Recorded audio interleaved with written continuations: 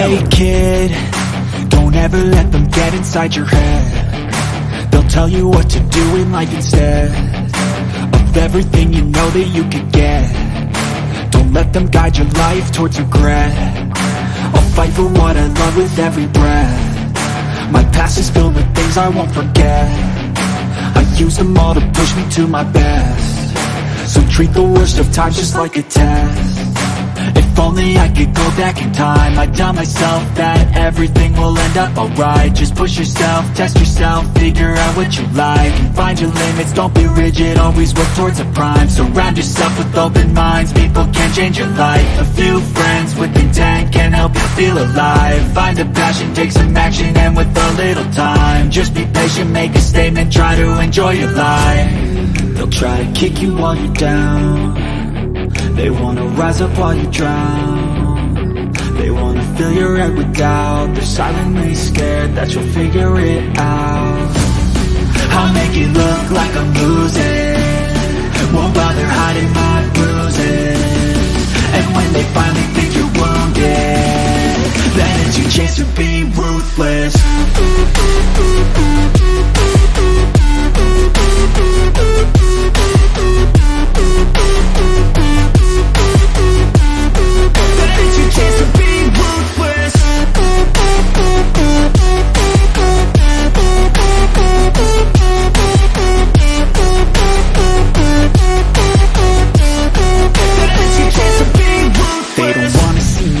They don't wanna see me care. Anytime I make some progress, I can see that they compare. I think everyone's against me, maybe something in the air. Am I paranoid? I swear a void is forming and they're scared. I walk a straight path, not many can say that. I'd like to play fast, cross me and there's payback. You better pray that I don't see your face at any place that I go. I know you hate that. I've been doing fine, I'm not wasting any more time. I live for the fight and the climb, and I think that the pain that's deep inside is what defines. So I won't give up, I'm gonna make it to the top. I don't care what's in my way, I swear I'm never gonna stop. I could fall flat on my face and I swear I won't give back up, cause I don't deserve a thing and the road ahead is tough. They'll try to kick you while you're down. They wanna rise up while you drown. They wanna fill your head with doubt. They're silently scared that you'll figure it out. I'll make it look like I'm losing, won't bother hiding my bruises. And when they finally think you're wounded, then it's your chance to be ruthless.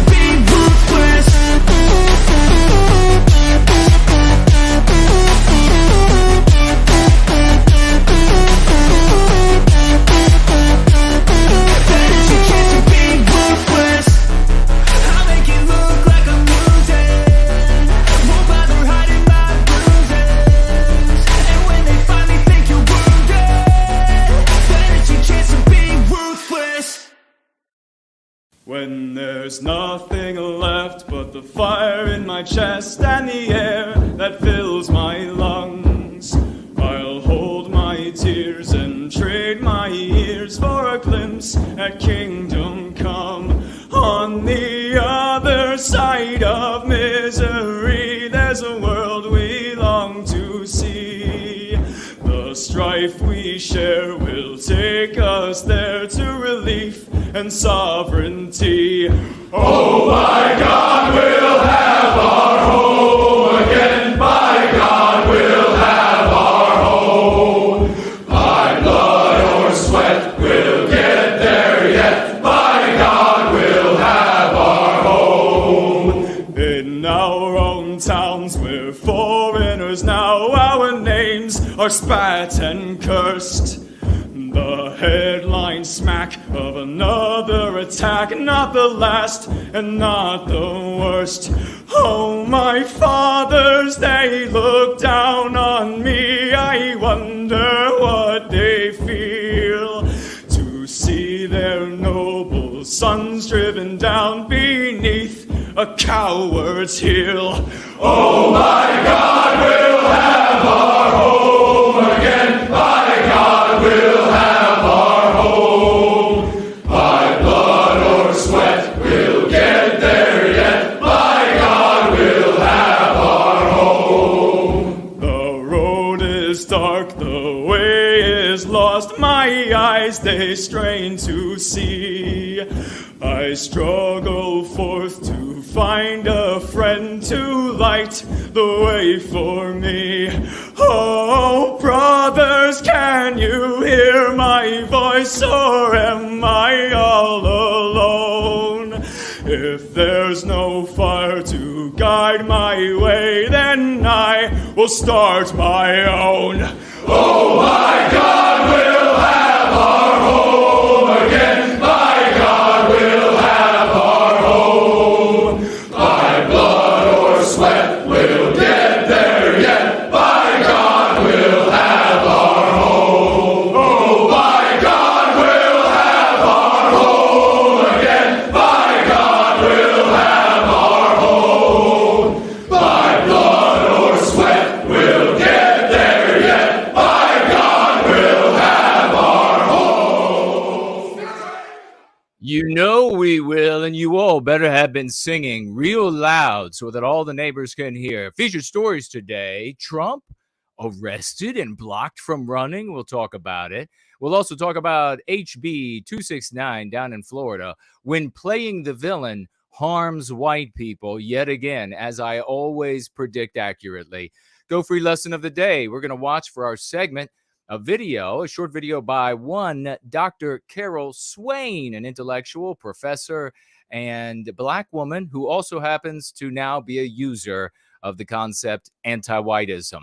From the glossary today: biospiritual incompatibility, where some folks might be going wrong, and the MP, politically incorrect. Your comments, your calls, and your questions on this day that is going to be filled with festivities for massive victories over this past week.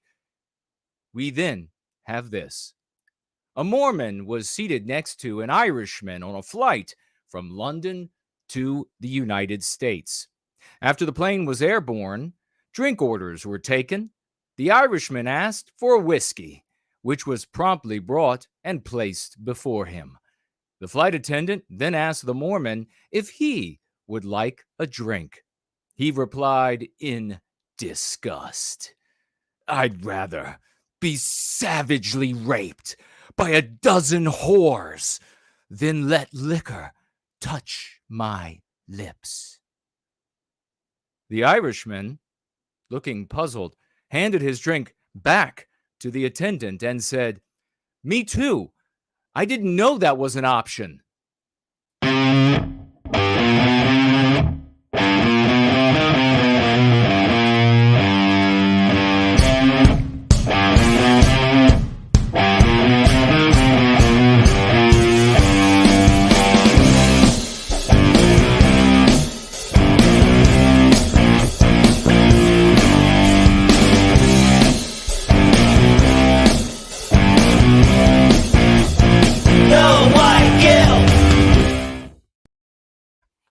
And we are going free, ladies and gentlemen. It's 5 p.m. in the once great state of Virginia, outside of Mordor on the Potomac, roughly 7 in Sydney, 10 in London, or almost, and midnight in Moscow. It's great to see every single one of you today on this glorious day that we are having in service to white well-being. God bless every single one of you. What an epic week we have had in service to white well-being. Victories galore. Victories galore. I love it, ladies and gentlemen. You may, over the course of this stream, financially gift. You can do so on Entropy, which is up and running. You can do so on Odyssey, up and running there with cash or their cryptocurrency, or DLive, also up and running with their cryptocurrencies. And thank you all. I will read every comment and question that has a financial gift attached to it. We also have Cash App over to my right, your left. You can find all of these in the description below. Cash App, where you can gift with cash, or you can gift with cryptocurrency. To also gift with cryptocurrency, you may go to nowhiteguilt.org, nowhiteguilt.org. You click on the financial gift tab. As you all know, you will see the 5 wallets that we use. And if you are so inclined to snail mail as wonderful people across this globe are wont to do from time to time, you will find there a snail mail address. It's great to see everybody. I see the great Brant Danger is here. I just turned to my right, and Brant Danger has shown up. God bless you, brother. Great to see you. Yiz the Unifier is here. This is a really glorious day. If you would like to ask questions or make comments that you do not want to attach a financial gift to, you can do that as well. But you do have to attach no white guilt. You do have to attach no white guilt. There, it will turn orange for me across these different platforms. I'll be able to see it more clearly, and I will be able to get to your comment or question. If you're worried about them scrolling off, make sure that you copy them, you paste them somewhere, that you wait for a time that I'm looking at the screen, or you head on over to Entropy, you go to the Tall Kevin widget on that platform, also known as, what is it? I don't even know what it's called anymore, the widget. It's just the Tall Kevin widget. You can head on over to the Tall Kevin widget where you can place, I think the title is questions, and you can put your question or comment in there. It won't scroll away. You will delete it, or I will delete it, or it will stay for eternity. But it is wonderful to be here with everybody. God bless every single one of you. And what a glorious day we're going to have. We have some swashbuckling that we're going to get to before we get to our first story of the day, which, of course, is about one Donald J. Trump. And then we're going to get into how playing the villain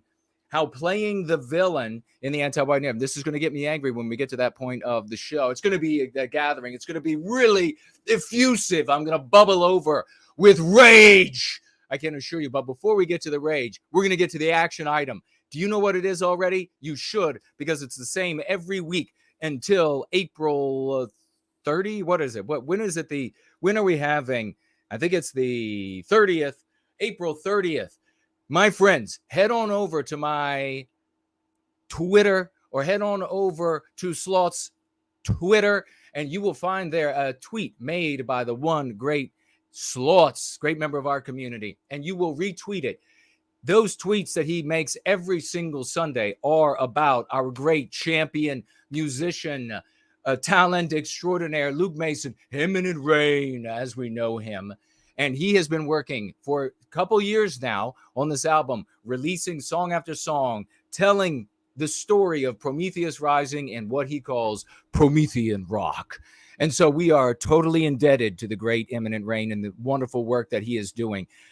We have song number 9, the entirety of the album being released as one entity, coming up April 30 at 5 p.m. And we're trying to engender as much excitement as we can as we approach that release.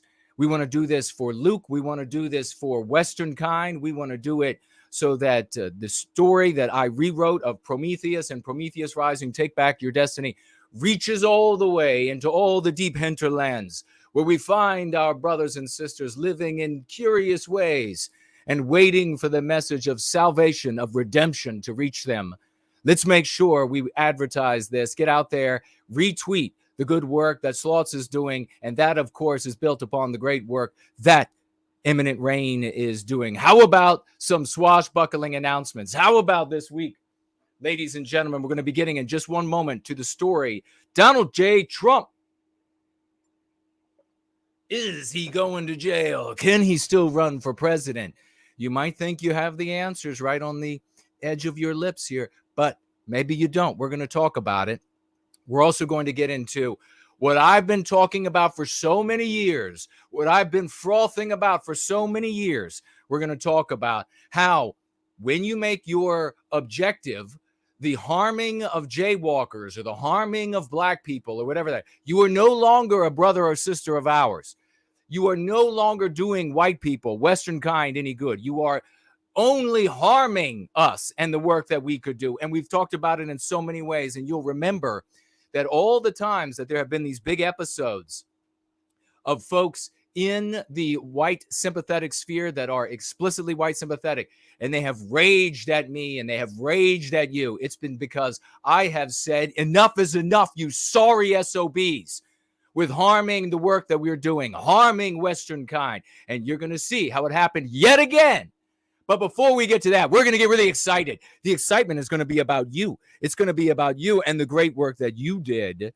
You did in just a moment. First, we're going to say, though, that We have the advertisement up on Gab right now for the great work that we are doing.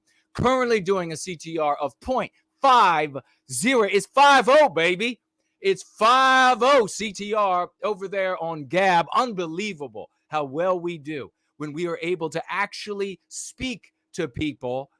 0.50 CTR. Celebrate. We're going to celebrate. We're going to play Andre Moissejev's. You don't just have one mega talented musical genius in Imminent Rain making this album to Prometheus Rising. You have a second musical genius making a symphony to Prometheus Rising. We have so much talent. It's overflowing. It's a cornucopia of amazing people. Andre Moissejev just released part 2 of his symphony just a couple of weeks ago to Prometheus Rising. We'll play that a little bit later in the gathering. Big salutes, big celebration, big raucous emojis to Andre Moissejev for that fantastic piece. You're going to love it. Now, I want you to feel what's about to happen. The news is coming in just a moment. We're going to talk about it. We're going to get excited. We're going to get happy. We're going to get mad.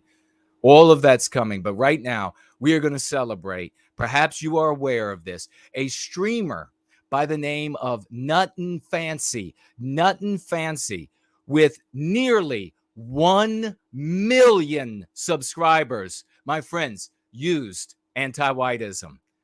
And I will tell you this, I'm going to get so fired up in a minute. I got to be careful here. I don't want to get too blown. I don't want to get ahead of, it's so amazing. Used anti-whiteism, and we'll play that very short clip I made of that in just a moment. I want to get let's get some 007s to Nuttin' Fancy. 007s to Nuttin' Fancy. Raucous emojis. Cast this man some diamonds. Cast some diamonds at his feet. Do you got flowers? Maybe throw some flowers and diamonds. Throw some flowers, cast some diamonds. God bless you. Get excited because this is actually changing the world we live in. We are actually making a difference at societal, continental level that's never been done before. Never been done, my friends. Also, while you're getting out those 07s, make sure you get in raucous emojis. Make sure you get one for our good friend Nate, 8%er. 8%er stands for 8% of the world's population. He says is Western kind. He was the one who reached out to me with that information about Nuttin' Fancy. God bless that champion. Thank you, good sir. Also, want to keep the raucous emojis and celebrations going to another clip I made of the king, Mark Dice, who came out the other day in a video. And I made that clip. I shared it with you all. He has over 2 million subscribers. And he is outright saying, use anti-whiteism. White racism is anti-whiteism. Use anti-whiteism is what he's saying. These, my friends, this is the concept, anti-whiteism, that overturns the concept racism that defeated Western civilization. Do you see how epic this is? Blow the stratosphere off this mother. I'm serious. Get excited. Oh, 007s to Mark Dice. It is getting unreal. And I want to give another big thank you because it's coming up here, folks. It's coming up. A big thank you to Global Citizen who reached out to me, personal 07 to Global Citizen who reached out to me with a clip of a professor that's worked at Vanderbilt, that works at Princeton, a public intellectual, a black woman who just the other day, she's been on Fox News, she's been on CNN, and that's the only network that matters. MSNBC, the list goes on and on of this woman's achievements. And she just the other day said there is racism against white people. It's called anti-whiteism. And she goes on for this clip. We're going to take a look at it when we go over the Go Free lesson of the day. Big salutes to this woman, Dr. Carol Swain. God bless her. God bless this woman. Epic. Do you understand how monumental this is? Do you feel the tremors? I'm going to tell you that the federal government is going to start talking about how there's an earthquake across the country because of all that's going on here. We even had just 2 days ago, Andy No use hate hoax again. It's unstopping, folks. The victories are unstopping. I got to get to some. It's going to be so exciting. I'm going to be talking about some of these folks in just a minute. We're going to celebrate, though. Keep the raucous emojis going for one. Elijah Schaefer.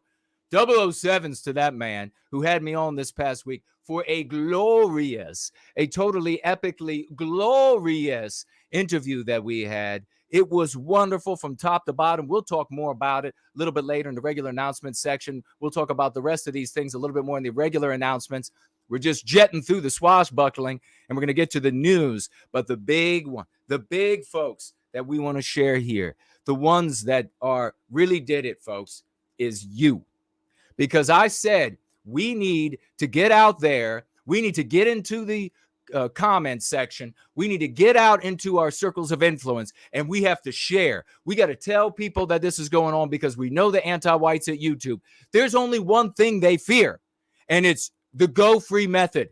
It is this psychological defense for the psychological warfare called anti-whiteism being waged against us endlessly. So we knew they would shut us down. We knew they would silence that video. We knew that they would get in the way and do everything they could to prevent it from reaching. And my friends, we have proof of shenanigans, and we can talk about that in later in the show during the regular announcements. But we're going to celebrate you all, because even with their efforts to stymie the flow, to stymie how many people that video reaches, to stymie the actual video count. And we all know that the vast majority of people, they conclude the value of a thing by how many people are interested in it. And so they want to keep those numbers low. They came in, they squashed that. They squashed it, but you raised the roof on them. And I'm going to celebrate you. We're really going to, that's what the balloons are for, my friends. It's for you. It's for this community. I have never, in all of my years in service to white well-being, felt this much of a team camaraderie, a team effort to move the ball down the field, to take it to the opposition, to score against all odds. And so many of you showed up. So many of you, and this is still an action item. If you have not watched my interview with Elijah Schaefer, you need to get over there. Not now, but later. You need to like that video. You need to leave a positive comment. You need to contradict somebody leaving a negative comment. You need to take that URL and you need to share it with all of your circles of influence, because the anti-whites at YouTube are going to do everything they can to shut down, as they always do, that which actually and only defeats anti-whiteism. These, my friends, are going to be raucous emojis and 007s, 07s and 007s for you all. Bitches, we owned that chat. We own that chat. We made that chat our house. Live chat, our house. Thread, our house. What did all these ant-nats and all these losers, what did they do? They couldn't go, and they didn't have a chance. Hundreds of comments showing up there. This is the power that we can exert when we decide to work together. And when we're using something that actually liberates Westmen, men, women, and children, liberates them in their individuality and selfishness, liberates their families from anti-whiteism, liberates our communities, liberates the totality of Western kind. I'm going to read the names. If your name isn't here, I will just start off by saying this. This first name is to all those with this catch-all whose names I did not see or I missed or you came up afterwards, the unknown commentator. We celebrate you as well. We're going to start from there with Little Miss Kate was there. John G, 4-0, Pants, Ardent White, Montana Kid, Deso, Cool Papa J Magic, WordConqueror, Elaine Sabatino, First Last, Westman Media, Lunder, Archangel, Sam, House of Wonders, Franklin, Azimuth Clark was over there, Biospirit of the West, K-Max, White Student Transmission, Anna Speaks Out, Hollywood is in History, Fit and Healthy at Any Age, Odin Sire, Cat Fookers, Yiz the Unifier, Donunaki, Alcat, Des A, Andre Moissejev, Reptile, Go Free Germany, No White Guilt Clips, Mike, Ivan the Horrible, Porridge, and of course, one more time, the unknown commentator who I missed in this commentariat of glory, ladies and gentlemen.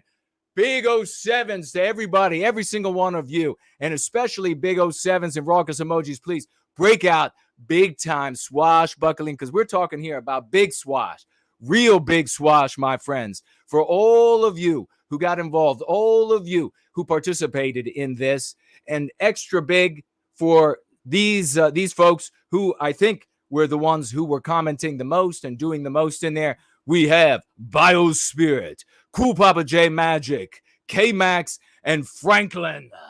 Please, 07s, raucous emojis, swashbuckling flags, as big and as swash as you can find them, ladies and gentlemen.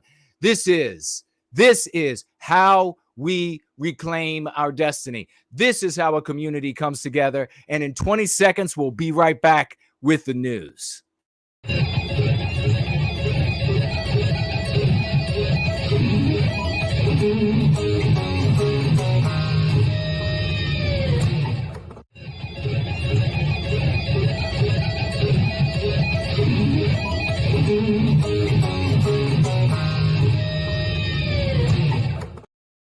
All right. I'm going to get into the news about Trump. What an awesome time this is. What an awesome time. I'm going to get into the news about Trump. But I'm going to tell you what. I am celebrating you all. I am celebrating. Do you realize that between Nut and Fancy and Mark Dice, that's over 3 million. That's over 3 million people who have now been exposed to the concept that overthrows the concept that defeated Western civilization, Western kind. Can you appreciate how powerful that is? I'm going to tell you right now. Maybe I should mention it now. Maybe I shouldn't. Maybe we'll come back to it. I mean, we'll stay excited now. We'll stay happy now. And then when I get to, we'll talk, I'll bring this back up when I hit the piece of news about HB269. Is that what it is? And talking about how these retards, these retarduses continue to harm the good work that we're doing. Because I'm going to tell you right now, maybe I'll mention the guy's name. Maybe I won't. We'll see. Actually, there's more than one out there who said, oh, you can't, you'll never get anybody to accept anti-whiteism because it's so cringe sounding. I should tell you these names. I should tell you their names because it was just a year and a half ago. You know one of them really well. You know one of them super well. Yeah, it's not like, you can Ray Charles can see the success that we're having. Ray Charles can see the success that we're having. He can see how powerful this is, how it's one victory after another. So for all of you, I'm going to go ahead. I got Prosecco to celebrate you all, to celebrate us as a team.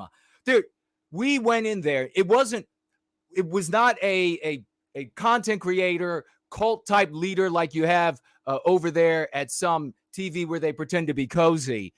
This was people who are peers, arms locked against anti-whiteism that went over there against the odds of the anti-white shutting everything down. So I'm gonna crack this open. I'm gonna crack this Prosecco open for us, if I can. Go ahead, baby. You do it yourself.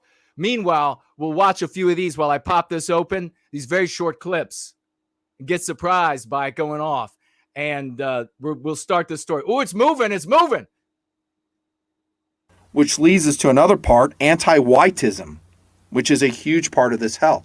That if you're a male, you're white, you are public enemy number one. It's moving. It's moving. Let's watch it again. Nut and Fancy. Almost 1 million subs. Which leads us to another part, anti-whiteism, which is a huge part of this hell. That if you're a male, you're white, you are public enemy number one. Here's Dice.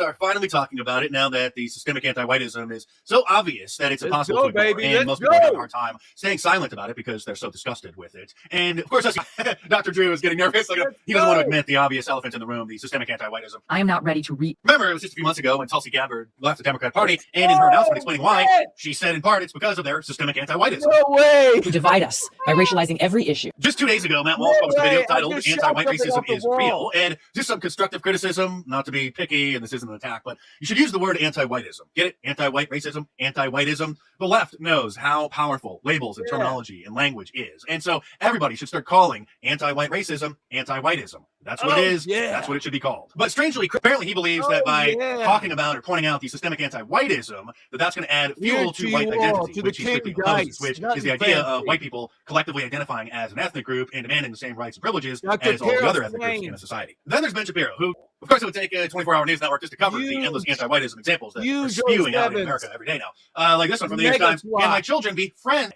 Are you a BIPOC, a Black, Indigenous, or person of color who is tired of the anti-whiteism in America today? Then you may be interested in my new I Love White People shirts, available from my online store, markdice.com, or click the link in the description below. Oh, King Dice. King Dice saying it like it is. That is to you all. Cheers, my friends. Cheers. As dark as it gets from the anti-whites, we are the bringers of the Western sunrise.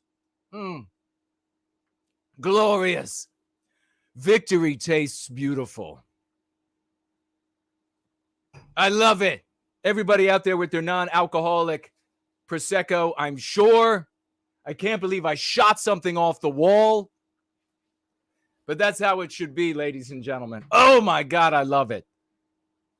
Nothing fancy. Mark dies. Dr. Carol Swain. And it's just going to continue growing. We're going to continue reaching. Elijah Schaefer having us on. My God, this past week. If we keep having weeks like this, who knows? Elsewhere, what happens elsewhere? Well, they went out and they insulted a bunch of non-white people. Oh, yay! Go to hell. Let's get in. We got plenty of time for getting upset about those fools. Let's get into this Donald Trump issue. What do y'all know about Donald Trump? God, I'm excited. Can you feel if you are in touch at all with our biospirit, if you can hear it all, the voice, the spirit of the West inside of you, you will know right now that this tide has turned, it has turned. We're making this country our house. We made that thread our house. We dominated that shit. We went in there and we dominated. There was nothing that felt better in college football than going to somebody else's stadium and owning their own place. That's what we did. We did not allow that scum to show up and to slander and berate and just fill it with garbage about us and what we do. We went there in force, and they didn't have a chance in hell. That tells you we could do it again. That tells you we could do it bigger even than that. That tells you that we are a force to be reckoned with. That and this to our community. God bless you all. What's going on with Donald Trump? What's going on with Donald Trump? Who out there has been following this? Tuesday, Donald Trump's going to be arrested. True Social, he messaged everybody, said that he was going to be arrested on Tuesday, and then said something, the kind of thing that Donald Trump is wont to say, and that is, let's get rowdy. Let's get rowdy, but do it legally. Do it legally. He wants you to show. He wants folks, who knows? He didn't say. I saw a bunch of content creators saying he wants you to go to New York. He's part of the Illuminati. Anybody talking about that, turn them off immediately. They can't help you. They can't benefit you. Look at how long content creators have been talking about that garbage and how it takes you from the real world into this land of fantasy where you can't do anything. There's nothing that can be done. You're just an observer of what's going on. There are people who are omnipotent and they just have these strings. They are the they out there. They are the they. And then they say, well, the evidence of it is, can you see here? Some artist hired to do X, Y, or Z. he put a little this and a little that, and that's their symbology. And they're told by the universe forces them to tell you what they're going to do first. And go to hell. Just go to hell. We need to recapture our destiny. We're not listening to fantastical nonsense from fantasists anymore. Thank you. Shut up. Instead, we're going to talk about reality. Donald Trump, as you all know, how did we get to this point? How did we get to this point where the other day on True Social, terrible name for the network, should be called Trumpet, decided that he was going to tweet that he's going to be arrested on Tuesday and that he wants people to protest this. He wants people to be mad. In my opinion, I don't think, from what I saw, I mean, maybe there's something I didn't see, that he was telling people to go to New York and fill the streets or anything of that nature. We already saw what happened at Patriots Day. We already saw what anti-whites are willing to do to achieve anti-white objective. Now, remember, don't have this error go through you at this moment, this shiver go through you. Normally the shiver that I give you, because I'm amazing. But this other kind of shiver that comes as a consequence of having two hemispheres in your brain. Your brain split into two hemispheres. And therefore, we automatically, without realizing it, just our perception of the universe, conclude things to be this or that, up or down, right or left, 1 or 0, binary opposition. That is an error of the human brain. Donald Trump does not represent white people or what's good for white people explicitly. He accidentally gets in the way of anti-whiteism, and we love that about him. We love it because we can use it to our benefit. We can use it to actually save the country. He accidentally gets in the way. And so therefore, he's a target of anti-whiteism, not the Illuminati, not the whatever, not the Bilderberg and all this other garbage. It's very straightforward. Anti-whites want to victimize white people and white erase our expressions, laws, mores, etc. Donald Trump is a politician, businessman who gets in the way of that to whatever degree. Not totally, but to some degree. And for that reason alone, they go after him as Hitler, as actually Hitler. That's what he is. Orange Hitler. So what happened? Well, 7 years ago, if you're not privy to this, is it Michael Cohen? Is it Michael Cohen? That gave money to Stormy Daniels. And this is some kind of a porno actress that had the company of Donald J. Trump at some point. And isn't this, wait a second, folks. Stormy Daniels, do you ever ask yourself this? Why? Why? Donald Trump should meet me 10,000 times over before he has Stormy Daniels in his company. How gross.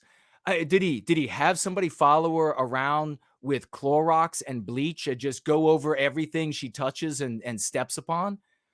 Did he allow any of the spaces that she was in? Did he allow that to not get radiation washing? I mean, why? Why would you have that? That's a prostitute. What are you doing? That is disgusting. Anyhow, it's another story. It's another story.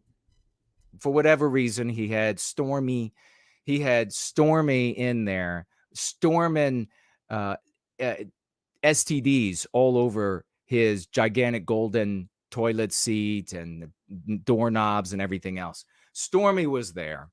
Who knows what happened? I don't care. I couldn't care less about what Trump is doing in his private life.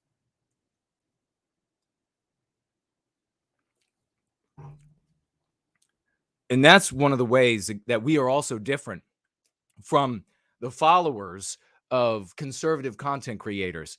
Those people are easily manipulated into hating the people that could in some way benefit them, because anti-whites can go to them and say, well, he doesn't represent what you claim to be moral accountability.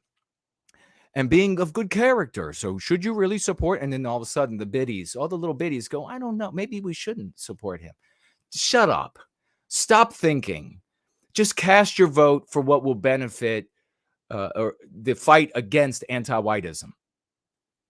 Anyhow, there was an issue where she was maybe going to reveal some things about her visit, and reveal or lie. How easy is it nowadays? It couldn't be easier. How easy is it nowadays? It's like a baby with pneumonia on laxatives. That's how easy it comes out. For a female, even a whore, to say, oh, well, this man of good character and I'm not talking about Donald Trump. Good character, good standing in the community. Well, don't you know that he assaulted and raped, and he brought me into his bedroom, and then he opened a door and like 13 midgets ran out, and they all started doing sex acts, and they were attacking me, and they tied me down. It just people believe it. People believe it. The legal system will side with her. How many midgets were there? Or I guess I should say little people. I don't think that word midget is used anymore. So my apologies to the little people out there who don't like that term anymore. And they'll say, well, how many of the little people actually raped you during this? And the law will believe it. Society will believe it.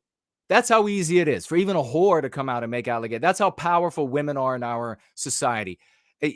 Another conversation that we should have, maybe we'll talk about it. Part of me will continue having that conversation, raging against it in my head. But the other part is going to talk to you right now about this. So is she going to come out and say something? Did he give her an audience so that she can prove that she was there, which was a dumb move, and now she can lie? Cohen decides he's going to be a good attorney. Maybe, I'm guessing. And he's going to give her, what, 130 grand? For some hush money? Like, don't lie or don't tell the truth or whatever it is. Just take $130,000 and go away. I guess being a porn whore is lucrative. And she goes away. At some point later, there's an allegation made that Donald Trump paid Cohen specifically for that payment. And I think Donald Trump says it's Bravo Sierra. I don't know what Cohen says. But then what you had as a consequence of anti-whites doing everything they could do to undermine Donald Trump, President Trump, to undermine this, really what it is. Why is it Donald Trump? Why do they care about Donald Trump? This is where, don't get this wrong. They care about him for what he engenders in us. That's the founding stock of the United States. Hey, the founding stock of all the Western countries. And that is this return unapologetically to what we project, what we create, Western countries, Western norms, Western mores. That's what we do. That's what he engenders in us. He can say, make America great again, which speaks directly to that, but he could make it any slogan he wanted because it engenders in us the thing that anti-whites hate the most is this unapologetic reassertion of who and what we are, which, as you see everywhere, comes under attack and is pulled down. And that's why you have all the imaginary males and imaginary females out there today and going into the opposite biological sex bathrooms and all of that, and the beating of people by police until they're dead, all of these sorts of things that would not happen if there were Western standards, Western norms, but they've been white erased because of anti-whites. So he engenders that in us. That's why the anti-whites hate him. That's why they bring spurious cases. That's why, and the fact that they can do this again and again and not have all hell rain down on them. And every participant ends up going into some gulag in the earth's core where they are melted and then resurrected and melted again. Demonstrates to everybody that anti-whites control the majority of the nodes of power across the West. There's simply no recourse. So for those of you who maybe have looked into this already, who maybe have heard other content creators keep saying, oh, it's a nothing burger. Oh, it just doesn't matter. Oh, it doesn't matter. They're fools. It does matter. There is more here that can happen as I looked into it, there is more here that anti-whites can do than meets the eye superficially, than meets the eye just looking at what's written in the law. So the first thing you're going to learn is that the Department of Justice and the Federal Elections Commission, both rabidly anti-white entities, have looked at this payment for years, trying to find anything they can to derail Donald Trump, to smear Donald Trump, to ruin Donald Trump, and therefore what is engendered in us. Not only that, but the predecessor to the prosecutor in New York right now, Alvin Bragg, looked at these payments and all of the records for years. And all three, the predecessor to Alvin Bragg, the Federal Elections Commission, and the Department of Justice, the Department of Injustice, all concluded that there's nothing here. There's nothing here to get Donald Trump on. And they just dropped it. But who is Alvin Bragg? He is the end of Western civilization. He is one of these anti-whites that we are seeing, again, financed by another anti-white in the form of Sauron Soros, in the form of Sauron Soros, potentially funded, I should say. I mean, I wasn't there when they exchanged money. I don't know. You'll have to look into it for yourself. But these people are the end of Western civilization because they don't give a shit about what you and I create. They hate what we have created. You're going to say, oh, he's put in his position to uphold these laws. Folks, he doesn't care about your laws. White people made those laws. They're only useful when he can convict white people.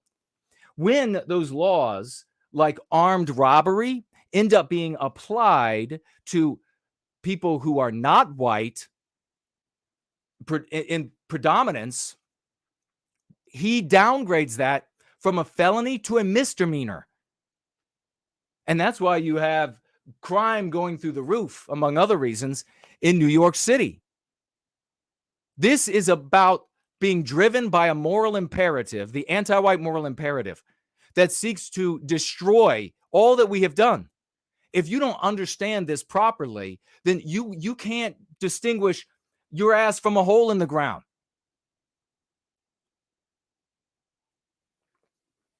So he decides, is what he says. Just it. That's what he says. I don't care what the law says. I'm going to move forward with this. So even though we begin with this, it's a 7-year-old case on a misdemeanor. And misdemeanors in New York they hit their statute of limitations at 2 years. So he's going after Donald Trump for something that expired years ago, 5 or so years ago. This expired. So how does he do this, you might ask? Well, he can't. He can't, but he doesn't have to, because the moral imperative overrides what's written in law. It overrides the codes, as we talk about here. But what he's going to do in writing, what he's doing in writing, is combining this misdemeanor with another crime, a felony crime. So it's the hush money to Stormy Daniels that he's interpreting as a campaign finance violation. So it's a campaign finance violation to give this money. The problem is, as beyond the fact that it's hit the statute of limitations, is a couple fold here. And it's not, just to let you know, it's not illegal to give somebody hush money. It's not illegal to give somebody money. You have to pay your taxes on it. You have to, if it comes to that, if you give enough money to have to pay taxes on it. But it's not criminal to do that for any reason. You can just give it away. Now, when you're talking about something like buying drugs or buying prostitutes, that's something different. But he wants to take what technically is a business records misdemeanor, and he wants to combine it with a felony crime, the campaign finance crime. But there are only two ways that he can technically do this. The first is that he could file a state campaign finance violation. But his problem there is that it's a federal election, so it doesn't apply. The other thing he could do is claim it's a federal violation, but then he can't pursue that violation because he is a state district attorney. So he cannot act as an attorney bringing a federal crime. So in both cases, it's technically not even legal. It's not even possible. But where there is a moral imperative, there's a way.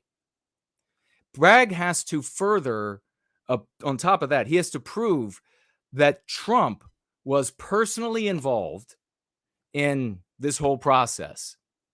He has to prove that Trump was aware of the totality of the machinery of campaign finance law, which no one knows.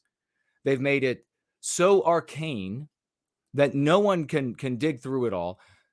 Bragg would have to prove that he knew all of this, and he willingly was endeavoring, by way of this payment, to interfere with this federal crime of a campaign finance violation.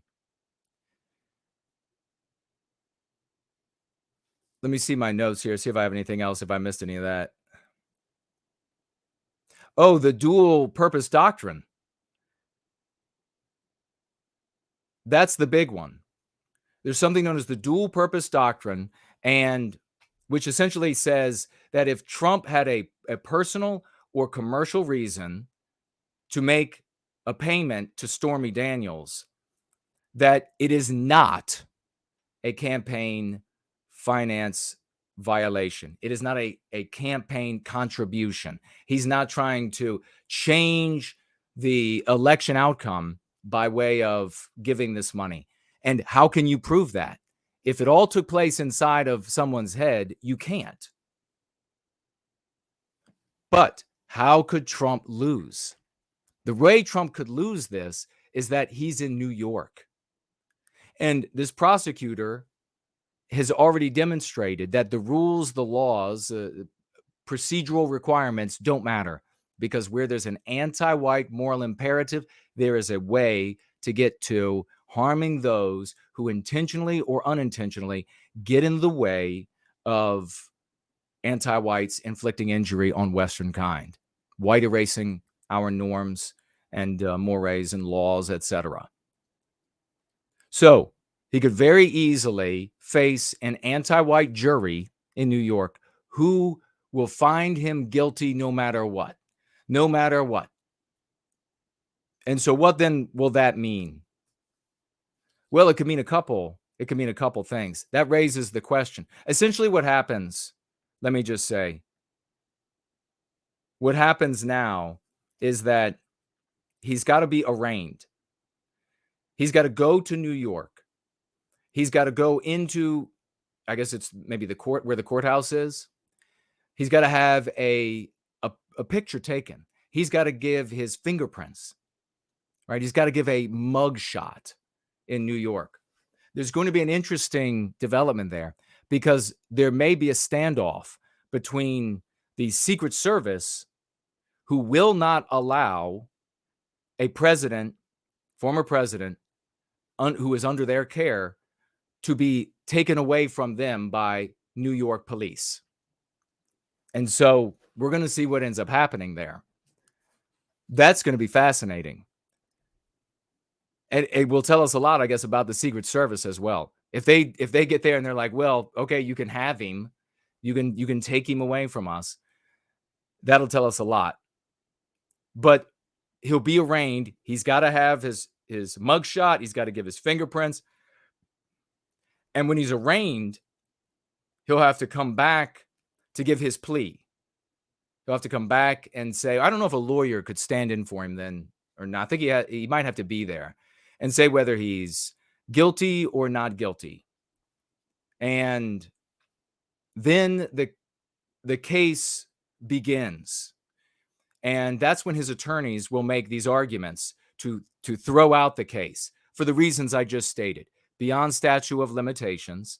And because this is a state prosecutor bringing a federal crime, which a state prosecutor cannot do, because there's no way to actually prove what was in Trump's head, what he knew about campaign finance law, that he intended, mens rea in law, to carry out a deception of the public for the purpose of manipulating the outcome of his campaign.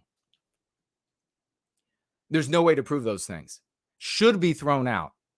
But will it? In New York, where you're going to get radical anti-white judges. So that, my friends, is what I'm trying to drive home here is, and then I will address the question about whether or not he can run for president or be president, because there are questions about that. Legal minds are weighing in. It seems obvious on its surface. But when you're dealing with the devil, anti-whites are the devil to us. When you're dealing with the devil, you can't just say, well, the rule book says, because then the devil slits your throat. And you're like, oh, the rule book doesn't allow you to do that. Oh, well, welcome to the real world, bitches.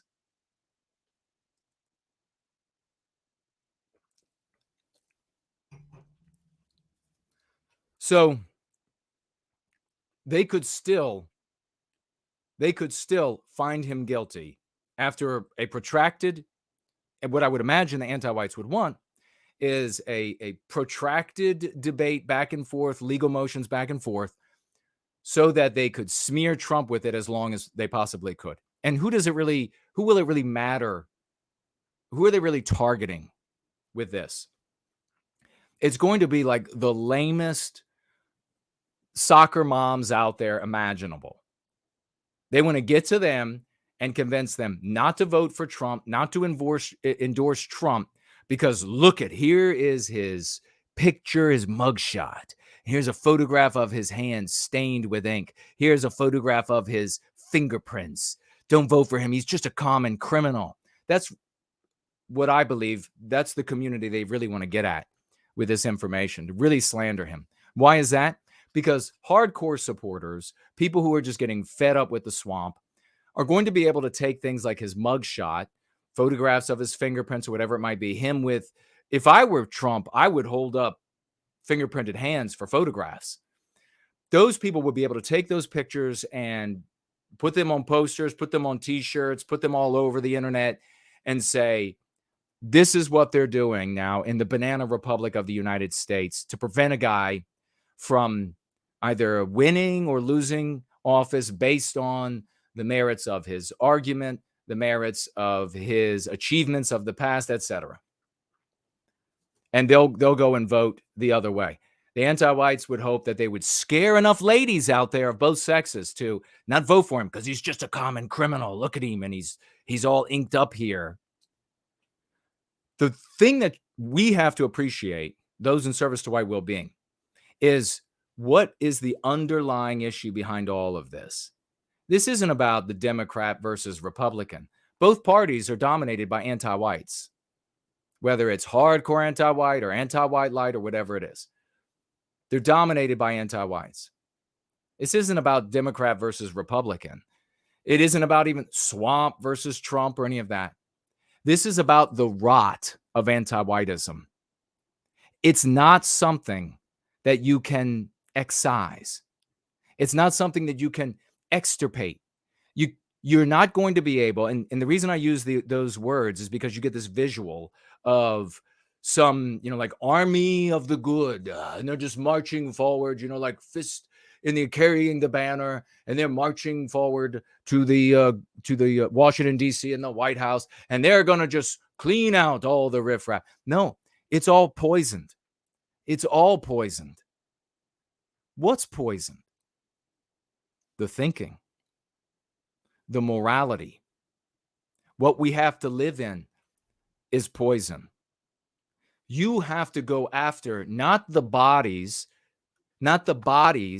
that carry out these acts of anti-whiteism. There are too many of them. They dominate law enforcement. And if they don't dominate your local law enforcement, maybe you're saying, well, the local police chief or whatever it is, or local sheriff, and he'd never come after you, whatever. They have authority over him or her or whatever it is these days. You're not going to be able to march in by force. You're not going to be able to put together enough of the American population to march on DC or anything like this. It's impossible. Impossible. You have to go after the poison in people's minds. You have to give them a key, and that is what the Go Free method is. A key that unlocks the prison that they have found themselves in since birth. A prison that's been with them so long, they don't even see the bars. That's what you have to do. Conquering that animating morality, animating moral imperative, is where the victory can only be had. Objectively, just where our problem lies, but also beyond that, every other avenue doesn't lead to that internal prison that we're inside of. Every other avenue leads to the products of that internal prison, like what we're seeing in the persecution here of Donald J. Trump, which is really a persecution of Western kind and good people of all races inside the West. That's what it is. So they are able to bend the laws. And this is exactly what I said when I worked on the Hill in the Nerve Center for the Conservative Movement. They were already doing it then. But I told them it will get to a point where they will just say, I'm the judge, I'm the DA, I'm going to go ahead and press charge. I don't have a law. I will create this chimeric law. I'll take a little bit of this, a little bit of that, a little bit of the other. And even to the point, don't doubt this, that they'll take law from outside the country to reach anti-white outcomes. And when that goes before, and this is where the conservatives, when I worked in the conservative movement, never understood. When that goes before a node that is controlled by anti-whites, that is your recourse. When it goes before them, they're going to say it stands. And that's exactly what's happening in the West. That is why it is entirely possible that not only is Trump arrested on Tuesday, but he could end up being convicted of this. Now, if he's convicted of a misdemeanor, without question, no doubt that he can run for president and win. And if he's convicted of a felony, most legal experts are saying he could still run for president, he could still be president. And why is that? Well, because of, the 22nd Amendment requirements only state there that you have to have not won, I guess, for more than 2 terms. You have to be 35, 14 years a resident, and natural-born citizen. It actually doesn't say anything about felons. But don't think the anti-whites are going to stop reading there. Talk about having short-term memory loss. You're saying, I'm talking about this case that this brag gets to brag about being how anti-white that POS is, that this brag is cobbling together a chimeric prosecution against Donald Trump. And then you say, well, this is total Bravo Sierra, but if he's convicted, the laws say that he can be president. The level of stupidity out there. So this is going to be potentially a battle that will roll on. Odds are on the side of he'll be able to run for president. And I think this probably might, depending upon how supporters of his play this out, this might cinch it for him. I mean, it's certainly going to cinch the nomination for him. DeSantis is already on the decline. DeSantis only had momentum because people were saying that Donald Trump, anti-Trumpers were saying Donald Trump just can't win. He's a great guy, but he can't win. Bullshit. Of course he can win. So that's why there was attention for DeSantis. I mean, he's kind of vapid, really, especially beside Trump.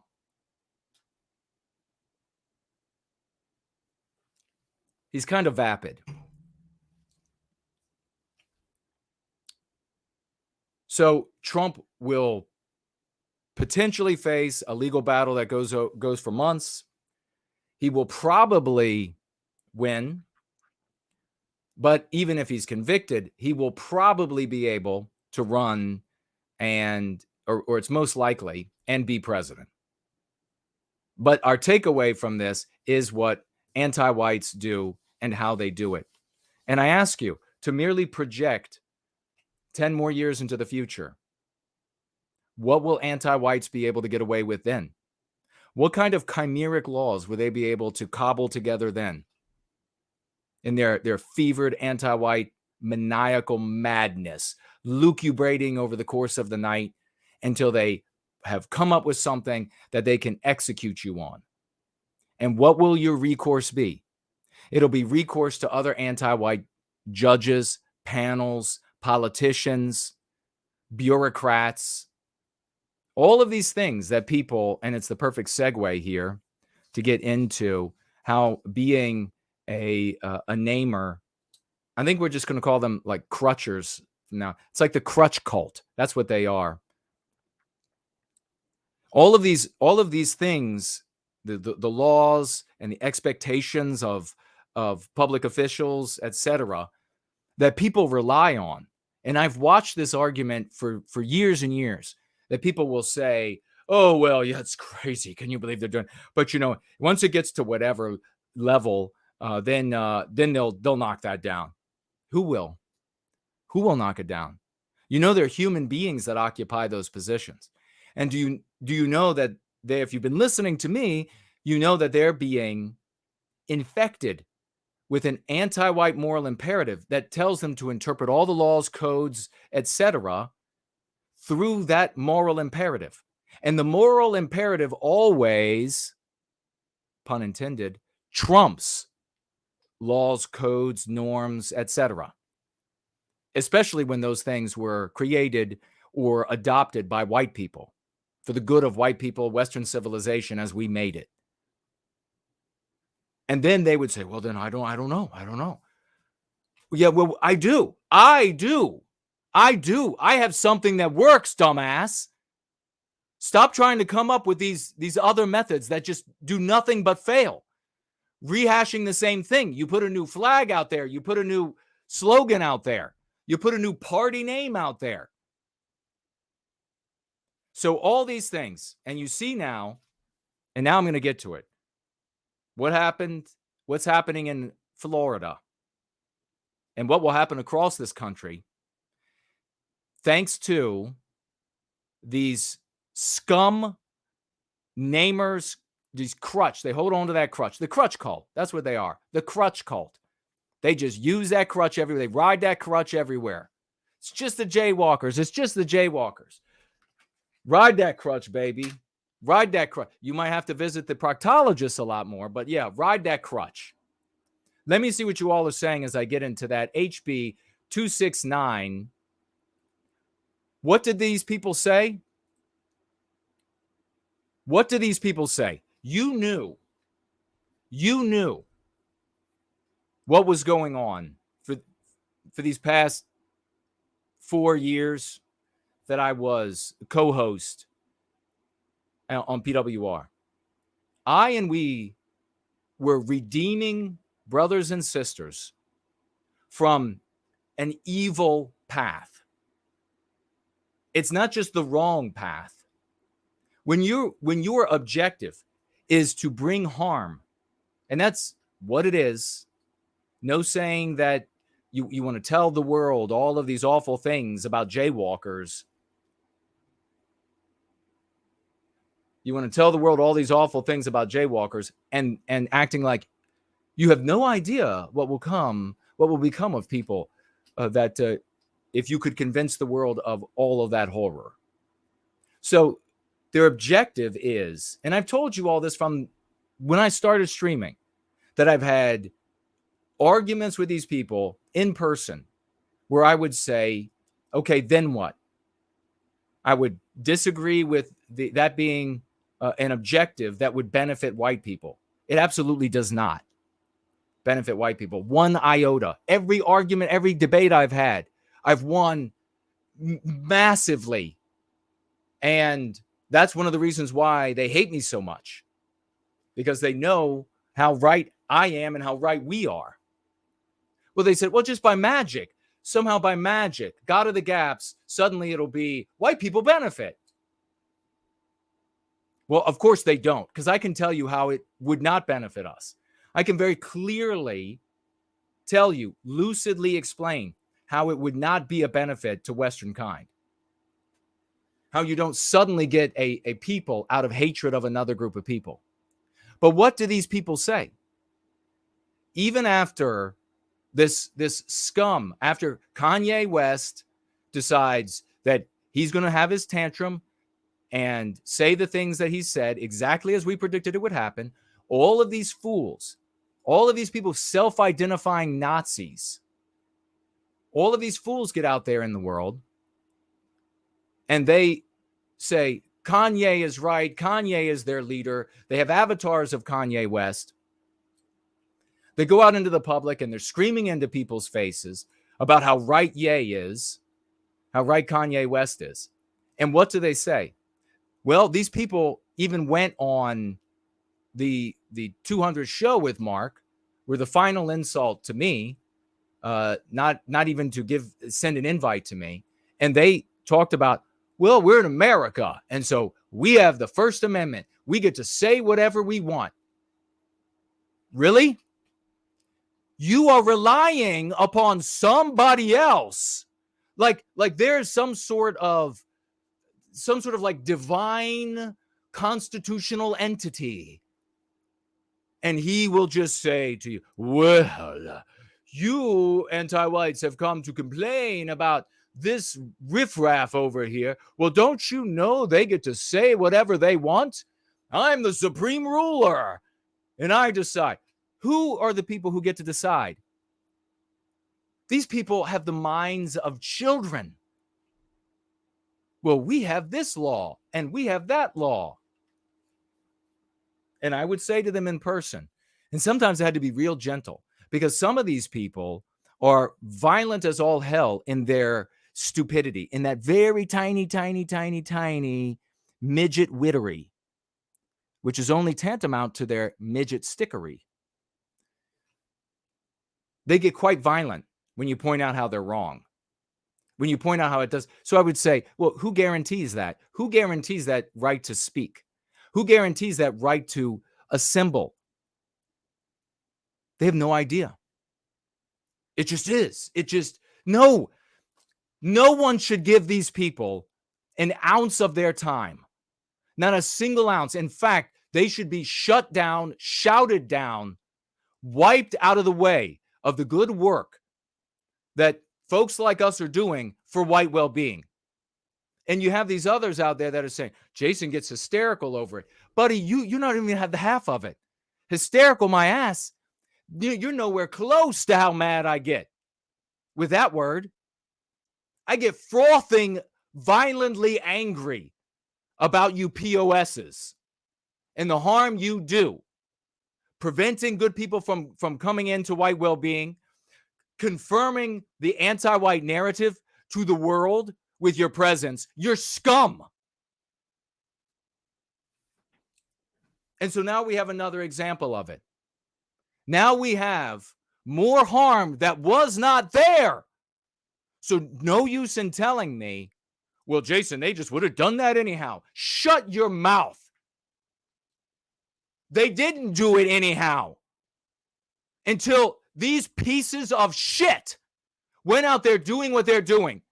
And that whole community over there, lauding like a bunch of bovine imbeciles. Oh, it's good. Yeah, he's out there. Go out there, yes, and say the most horrific things about people. Scare other groups of people. And then say you're doing it for white people. I'm going to tell the world right now, those people aren't doing shit for us. They don't care about white people. The outcome is always harm to us. Every single time. This is a selfish crutch for scum. That's what it is. Their lives suck. They needed a crutch, and now they find it. In looking at other races and talking endlessly about their warts and what they've done wrong every single time. So we're going to talk about that in just a minute. How come this October, our ability, white people's ability to stand up for white well-being could far more easily be interpreted as illegal in the state of Florida, thanks to the crutch cult.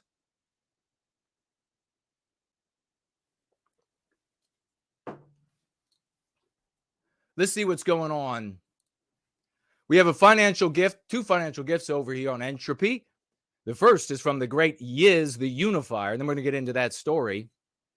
She writes with $5. God bless you. Thank you, Yiz. She writes, weekly folk tithe to celebrate all the successes we are having, !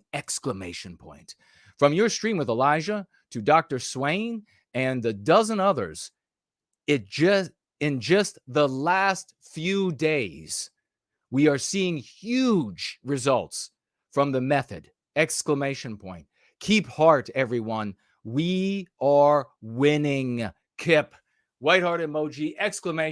God bless you. Yiz, the Unifier. One of our greatest champions. I am in love with the work that we're doing, folks. Nothing like this has been done. Do you realize that we are normal folks, working class people? Do you realize that we are normal working class people? We didn't have some giant financier. We got around. I told these people that this would work. All right. I told them that it would work. I've been explaining it for year after year after year. And they've been saying, no, it won't work. It won't work, Jason. It can't work. You need this big money, or it's got to look like World War II.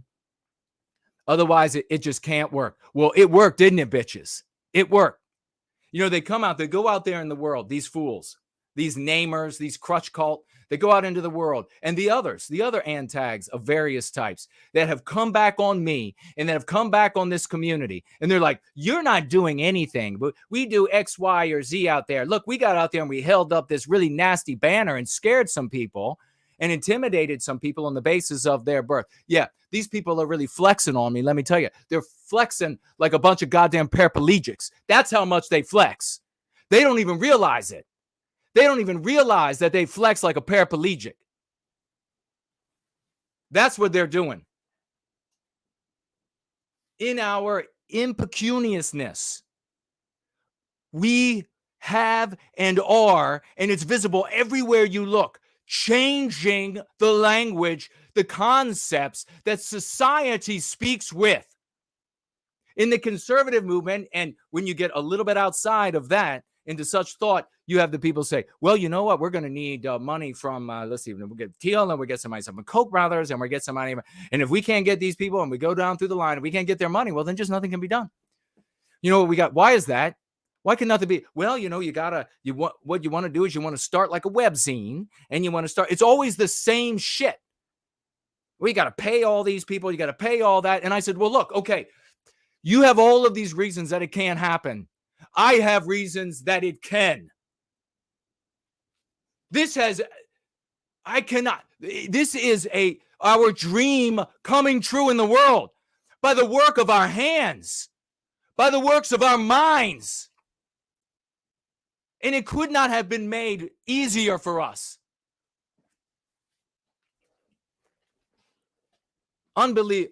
Unbelievable. Wow. Get out your raucous emojis. Get out your wild raucous emojis. 007s. Stand up straight. 007s. Please cast some diamonds to Marie Curie, who writes this. And then I will tell you how much she financially gifted. For all our great victories, thanks to our beloved mastermind, Jason Kuna, who is making all our lives so much better with his Go Free method! ! Greetings to all my brothers and sisters from Germany. Well, sister, deep greetings back and love back from the once great state of Virginia. Much love. Marie Curie with these words. God bless you. Thank you for calling me the mastermind of the work that we're doing here. We have a lot of masterminds. Let me tell you, I'm surrounded. That's why surrounded by brilliant people. Marie Curie financially gifting $400 US. God bless you, sister, for every single time that you've come up, every single time with your testimonials, every single time with your financial gifts, every single time with the good work that you do in the once great country of ours, Germany. God, look at these. We know these people by name.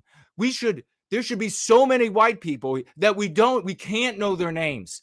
So many white people showing up, working class people. We don't have that because of all of these gatekeepers in the conservative realm, gatekeepers in the patriot realm, gatekeepers out in the explicit realm, gatekeepers doxing and death threatening and etc. from that community.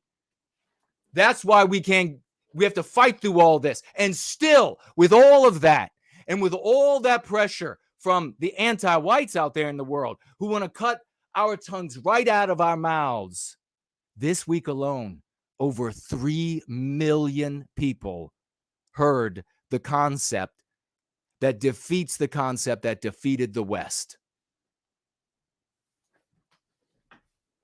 I hit my targets like a sniper, bitches.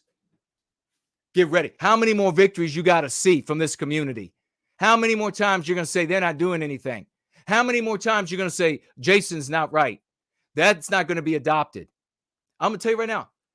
Earlier in the gathering, there's somebody that you know, big time content creator that you know, that told me right in this very place I'm sitting right now, we weren't live, and told me, well, you might get a lot of people to adopt anti-white, but you'll never get people to adopt anti-whiteism. That's just cringe. What you think now, buddy? How many feet do I stand over you now? What do you think about that, Apple? What do you think about that? That's all right, though. That's all right. You and all the rest of those who think that, endlessly talking about the warts on jaywalkers, it's okay. I remember when I had, I remember being 7. I remember being 7 years old and having the wisdom of a 7-year-old. So I get it. I understand where you're coming from. Better get your water wings out. God bless Marie Curie. 400 white well-being dollars. And thank you also for appreciating the hard work that I have done, the countless hours that I've put in to assemble this and to continue building it and to draw to me brilliant people, verifiable geniuses. That's why we can't be stopped.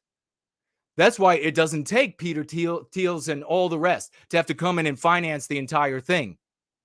That's why, because you don't have to take some corpse or some scarecrow and prop it up with a bunch of money and say, hey, shake that scarecrow so that everybody will look at it. You don't have to do that here.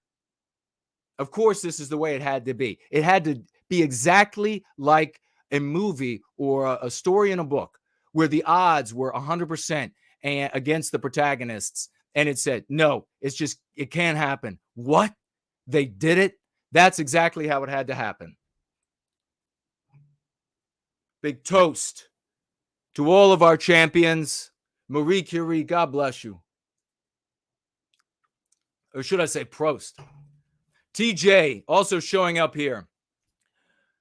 07, some raucous emojis for TJ. I hope we all got some diamonds and some flowers given out there to Marie Curie. She deserves them. Please toss some diamonds at her feet.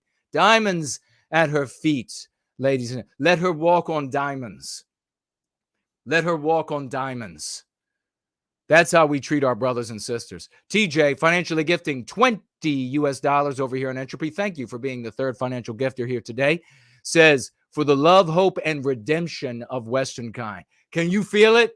God bless you for writing that. Can you feel it? Don't you go back to like the Ace Ventura. Can you feel that? Can you feel Oh, shit. Oh, shit. You bunch of chodes out there.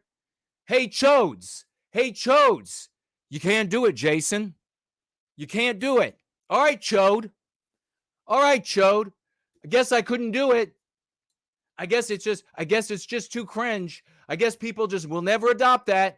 I guess I just won't be able to do it without the big financial backers, which, by the way, like the antique nationalists have. You mean them? You mean those? And I know some of the names of the millionaires that give them money and finance their role-playing, LARPing, pathetic shit. Those guys? Yeah, they'll look at this. They'll look at the $5. They'll look at the $400. They'll look at the $20 financial gifts that are out in the open, and they'll say, oh, he's just doing it for the money. Are you kidding me? Do you know how far this money goes in Northern Virginia? Nowhere. Nowhere. If I were to try to spin that on living. They'll say that about me. They didn't say anything about all these others getting big money, getting big money behind the scenes. $10,000 bonuses? Huh? Yeah, I know about all that. No money from behind the scenes. Bunch of chodes. Crutch cult, baby. Where's my crutch? Every time they show up and they're like, but the jaywalkers, who's behind it? I hate that the most. They show up and they're like, who's behind it? Your fucking crutch, buddy. That's what you think is behind it. Go get on that sucker. Pogo stick it. Pogo stick it. Oh, it disappeared? I bet I know where it went. Pogo stick in your crutch, baby. I'm about to get mad, though. I'm about to get mad over what's happening to us in Florida. Let me look over here.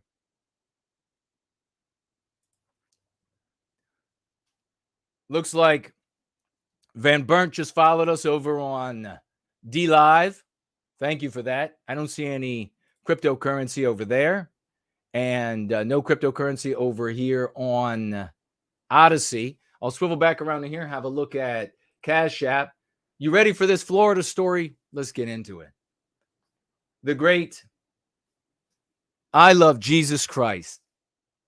Bless you, sister. Thank you very much. $10 financial gift. $10 financial gift. And as she always does, she writes beautifully here for white well-being. I deeply appreciate that. Ever reliable. I love Jesus Christ.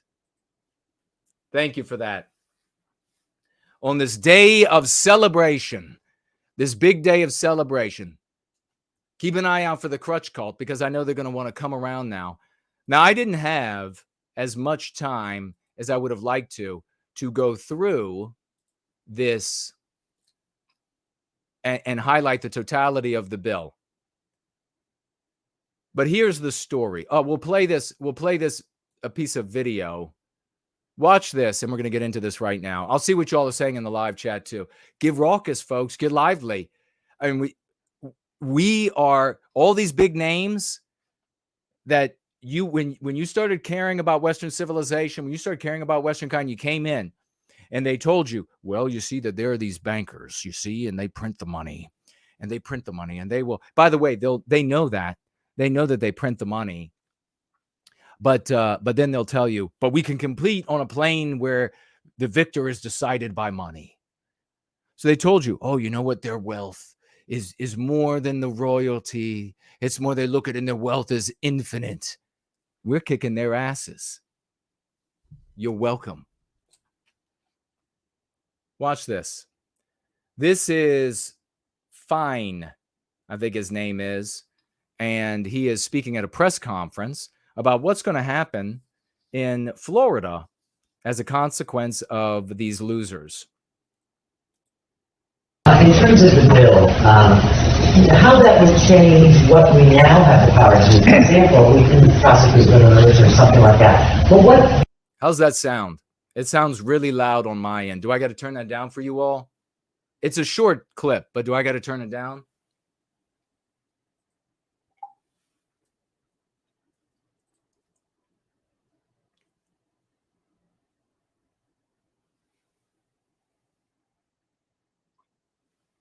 He says, thank you. The great Jerome V has come in. Let me pull this way down.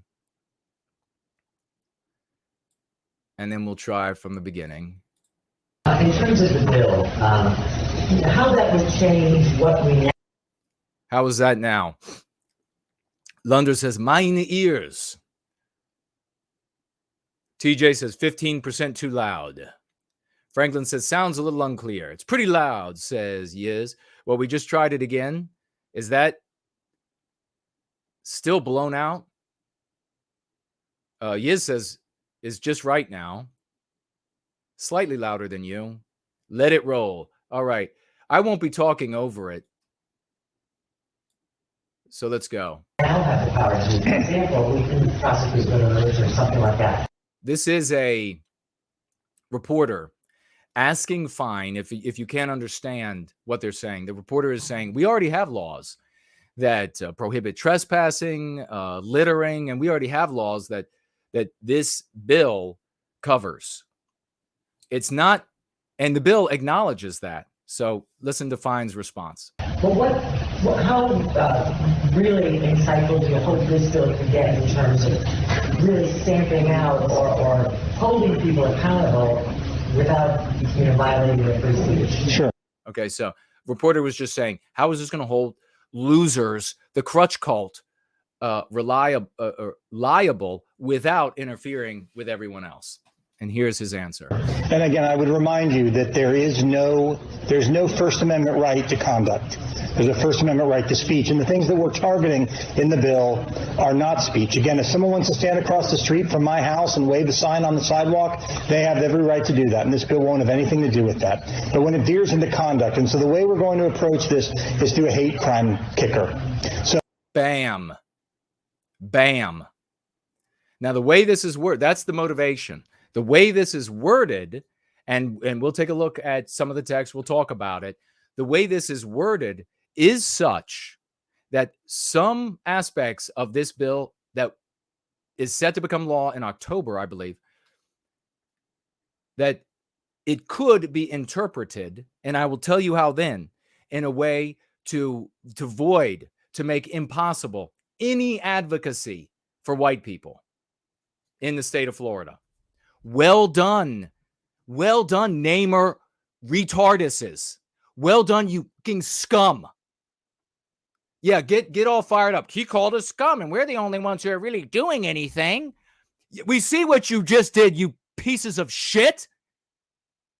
Not only that, but how many other white people at bars, how many other white people at universities are going to have anti-whites that would have otherwise been just hating white people and moved on, are going to have retaliation inflicted on them because they saw what you did with this nasty, the only thing it could do, the only thing that you go out in the world and do, the only thing it can do is enable anti-white politicians to make stricter and stricter laws that can be interpreted more and more broadly. Can I just point out that we have Alvin and the shit monks up there in New York, all cobbling together chimerically laws to go after people.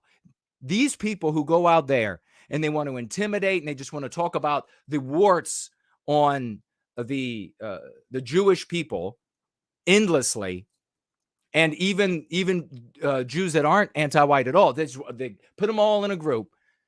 All you can possibly do is cause anti-whites to exact revenge. And that's what this law is, dumbasses.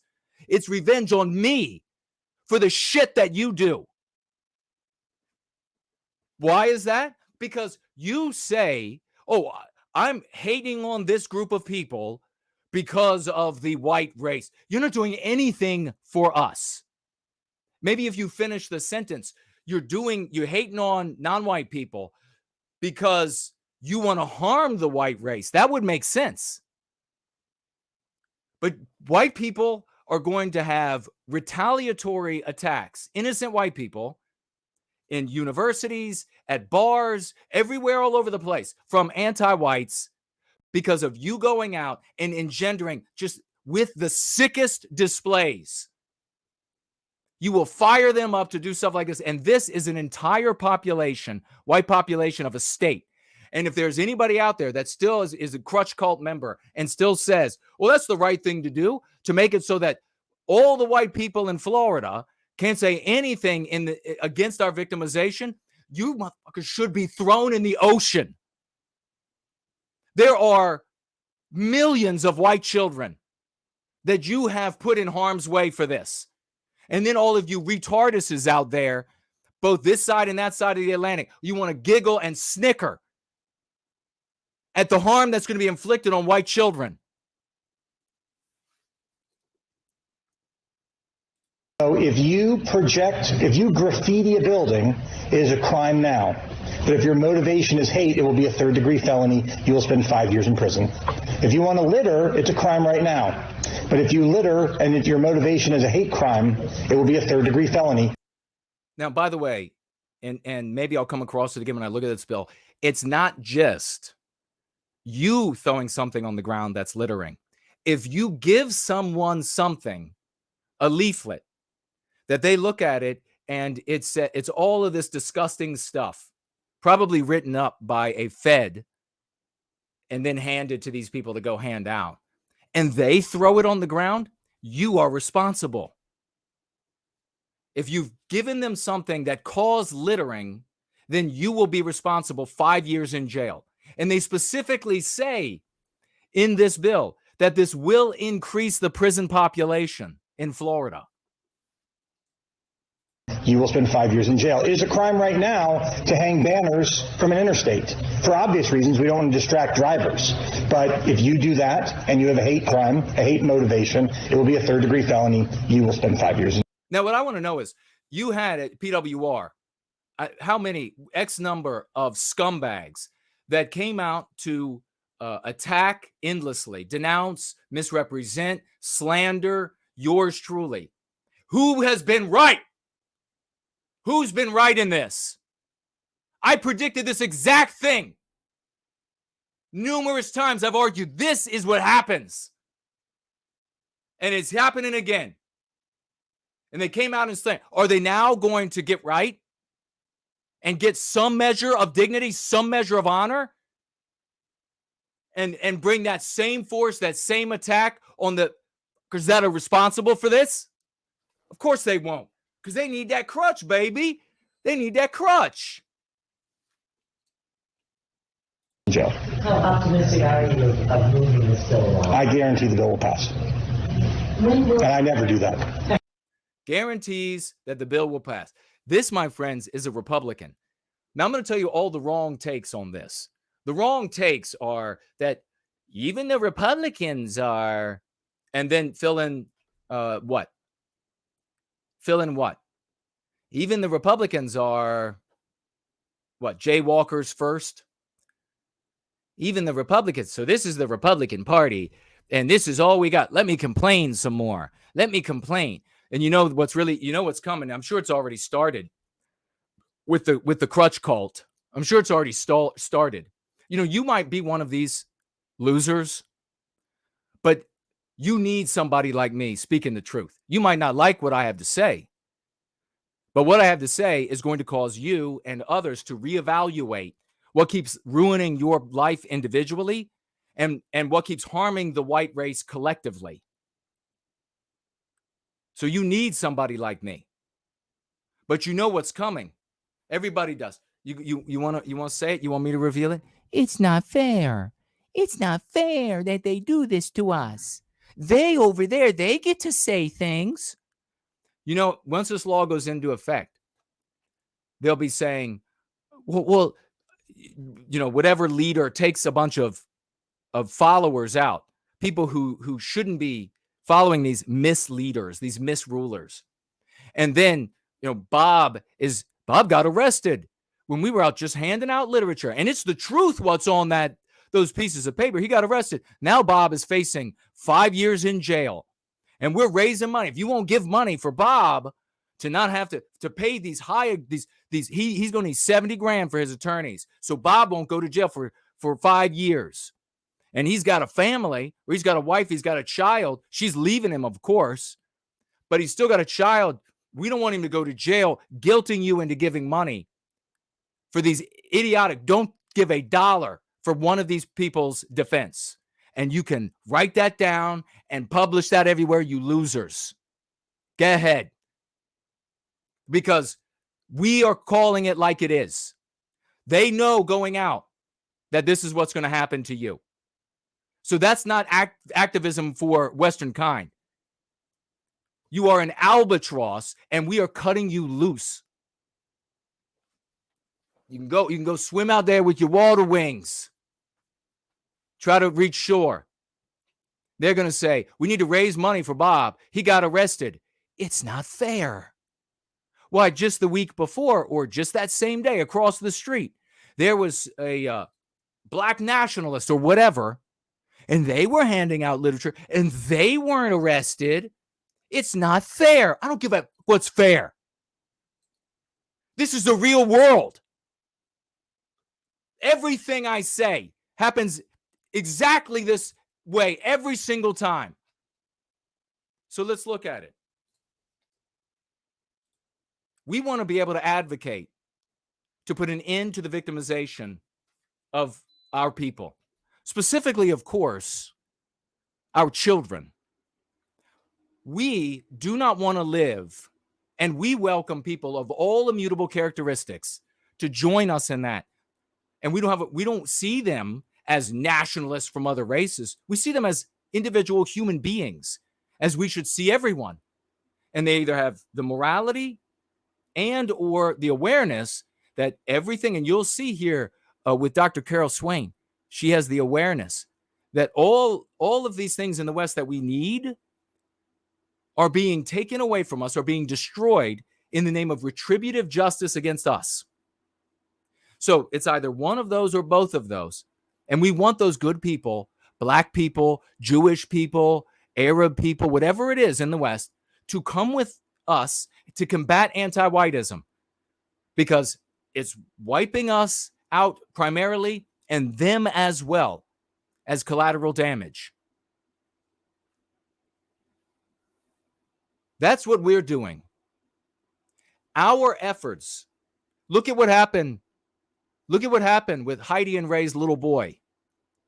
I don't know how many parents of white children, I can't even count, have come to me over the years and said, Jason, you won't believe it. Oh, yes, I would. You won't believe it. I've been learning your Go Free method, and I went to the school to protect my boy, or I went to my sister to push back, or I went to my brother and push back. I went to my parents and push back, whatever it is. My little girl here, my little boy. And it worked. Yeah, I would believe it.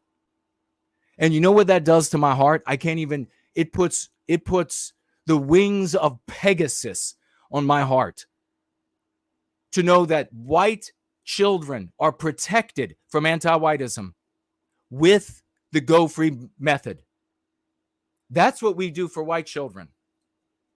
What happens the other way? What happens with all of these other methods that do not have the objective of putting an end to our victimization, but instead have the objective of slandering non-white groups of people. What happens to those children? Oh, some of them have been taken away from the parents by Child Protective Services into foster care. And you all can look at the records of what happens to children in foster care. Some of them end up with wonderful foster parents. Other ones end up getting raped pretty regularly, abused, and everything else. They go to the school and they're like, instead of like Heidi and did with the Go Free method, they go to the school and they want to talk about, well, they want to take a leaflet about how the Jewish people are so awful. And then they alert the government.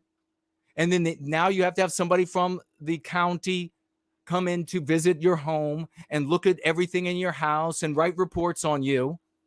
And your relationship with your wife or wife with the husband is strained and then the relationship with the child. How can the child be reared in an environment like that?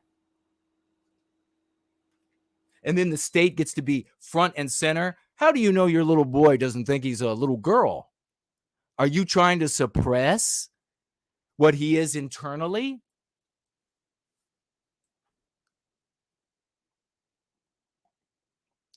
If there's one thing, if you've read Crucible, you know about me. When I was in junior high school, two things: dedicated my life to helping to free Western kind of anti-whiteism, and simultaneously to protecting white children from the worst child abuse the world has ever known, which is anti-whiteism. Protecting our children from this evil is something that I won't get hysterical. That's like halfway to the rage I feel. When you get in the way of that, I'm ready to go through you, bitches.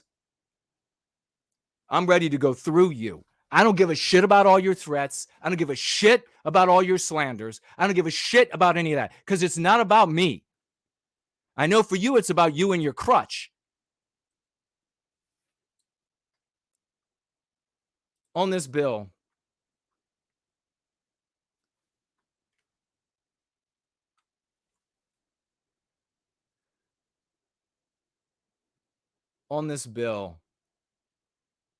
House of Representatives staff analysis. It's the summary and the bill text. We'll take a look at summary analysis. Might do a deeper dive on this if Kate has an opportunity to read it. But so it says here right at the very beginning, make several changes relating to public nuisances as follows. Now, why did this happen? Very briefly, people went out. Namers went out. Antique nationalists went out. Antagonistics to the anti-white narrative. They went out into the state of Florida. They were lauded by Mark and PA and NJP and so many others. Lauded. They're doing the right thing. It's the best thing you could buy. This is what they've done. This is the outcome of what they did. What do you think now? What do you think now? I mean, I am bent out of shape over this. So they went out. They handed out disgusting leaflets. I saw that garbage in the past. I would never touch it. I would never hand it out. I distributed thousands and thousands of leaflets. I would never touch anything like that. They go out and they distribute this garbage and they paint lasers on buildings with objectionable symbols and the rest. And this is what happens. You think it's funny. This is what ends up happening. Good people are going to go to jail. Innocent people who get led off on the wrong path and they're courageous and they haven't given over everything to just wanting harm to come to Jews or blacks or some other group. They haven't given that all, but they're going to go over because they've been manipulated and they're going to end up in prison. They're going to end up with records. And by the way, do you know when you are arrested for a felony like this, do you know what ends up happening? You lose the right to vote. You lose the right to a bunch of government services, but do check this out on your own. Make sure that I'm accurate here. Maybe I'm wrong. You lose your right to self-defense in the form of a firearm. And who knows in the future what more things they'll take away. What more sort of already a felon is under intense scrutiny by the state. This is what will come to you. And so let me ask you what's going to happen. Are these maggots, are these anti-white maggot, jaywalker hating maggots going to now migrate to Georgia or Mississippi or Alabama and start doing the same thing so that these laws can spread like cancer, metastasize across the United States? Is that what they're going to do? Are you going to applaud that shit? I swear to God, their websites and all that they do has to be protected by the most vehement, fiery anti-whites on planet Earth, because there have got to be good people trying to take it all down. There's got to be, because there's no other way to interpret this. This bill amends another bill or law to prohibit a person from intentionally dumping litter onto private residential property that evidences religious or ethnic animus for the purpose of intimidating or threatening the owner or resident of such property. So we go through in this bill both commercial and residential. They cover they blanket everything. Okay? They're going to get you. Now, right here at the very beginning, what is religious or ethnic animus? This is where the potential problem could lie for us as things get increasingly anti-white. Because right now, it's the kind of garbage that these cult will distribute. It is the kind of shit that they're talking about here.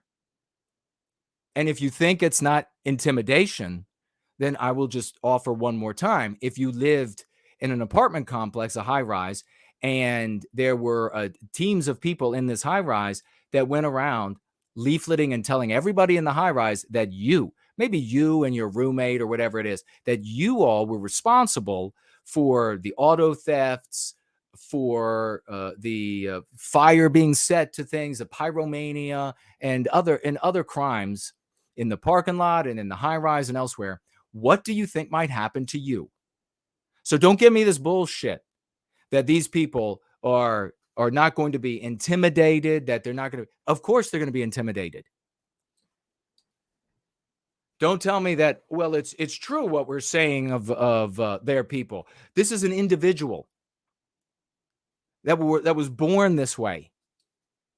So now what happens when you get a rabid anti-white prosecutor a la Alvin Bragg, who can look at this and say, oh, somebody dropped a leaflet on a commercial property or at somebody's house that says, let's just say something that we wouldn't say, but still might be said by somebody who is not of this ilk. Maybe white pride. That would be a really ignorant thing to distribute. But let's say it said that. And why would it be ignorant? Because of what that means in the minds of the masses of people that are going to be reading and interpreting it. Well, Alvin Bragg could look at it and say, white pride is ethnic animus, is religious intimidation, and make that argument.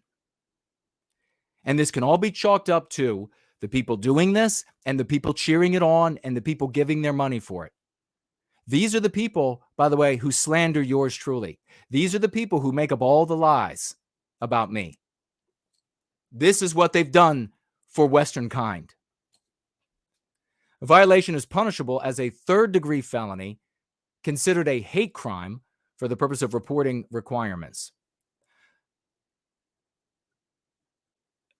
To prohibit a person from willfully and maliciously harassing, threatening, or intimidating another person based on the person's wearing or displaying of any indicia relating to, and that's just like garments or a cross or whatever it is, relating to any religious or ethnic heritage.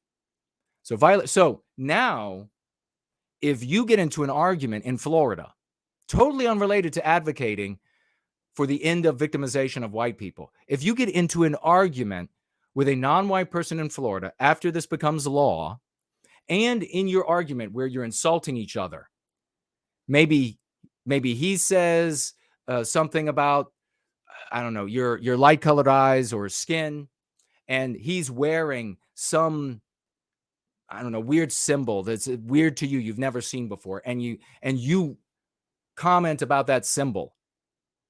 According to this law now, which will only be applied one direction as these things end up getting applied, you can be charged with this and earn yourself 5 years in jail. Thanks to the crutch cult, thanks to the namers.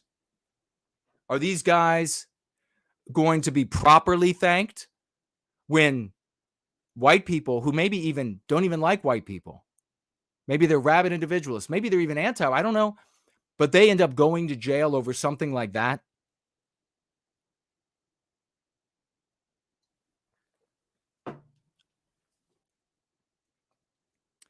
It removes the $200 threshold for damage. So before there had been a $200 threshold for damage, now they can use this law on you if it's 1 penny of damage.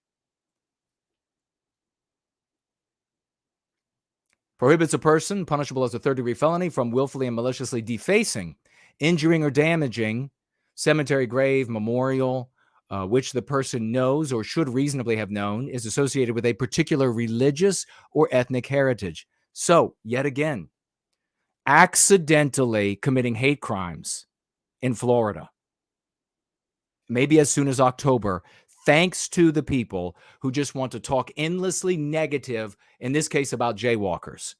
Thanks directly to them. You already had Ye's law. You had these. What did I say when Ye came out and said this? I said what? How many of you remember? I said 6 months. Within 6 months, this will all be gone. Hey, everybody's going to find out now because he's naming them on that level, and everything's going to change. Within 6 months, it'll all be gone. Where is it? Where was this attack? This entire societal attack on jaywalkers. Thank God that didn't happen, because there are many of them that aren't anti-white. But where is it? It's gone, just like it's always gone. And all that's left in its wake is victimized white people and persistent harm like this. To create new trespass offenses. If a person who is not authorized, licensed, or invited willfully enters the campus of a state or university college system, state university or Florida college system institution for the purpose of threatening or intimidating another person. What? How does that fit in there? Oh, because these retarduses have gone on to public institutions, colleges, and distributed and littered this filth literature that they distribute. And now, when you go onto if I go onto a campus in Florida, University of Florida campus, before there was no law, I could go there and I could talk to students. I could go tell them about how we have to put an end to the victimization of white people. Now, once this becomes law, maybe I can't even go there to talk to students, because there are going to be students who will say, I felt intimidated since he came here. And then they'll come to me and they'll say, we want you to leave. And if I don't immediately leave, then it won't just be the college may or may not trespass. The security at the college had to remove Jason.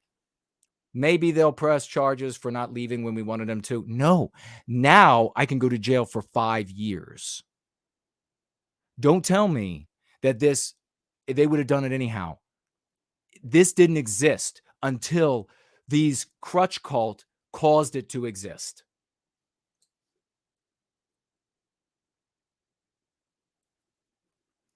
And all of these things that they write here, like willful and malicious, and all, that interpretation is all up to anti-white district attorneys, prosecutors. It's all up to them. We could have scenarios where people step on the grass, I'm not kidding, once, that is owned by somebody that they want to protest, and this law be brought against them because they could say it damaged the grass. Remember, they removed the $200 minimum damages. How sure is this to pass? Fine says 100%, and he's never said that. The Republicans are all on board with it. DeSantis will support it because he was supporting the anti-BDS legislation. All the Democrats, radical anti-whites, will support it.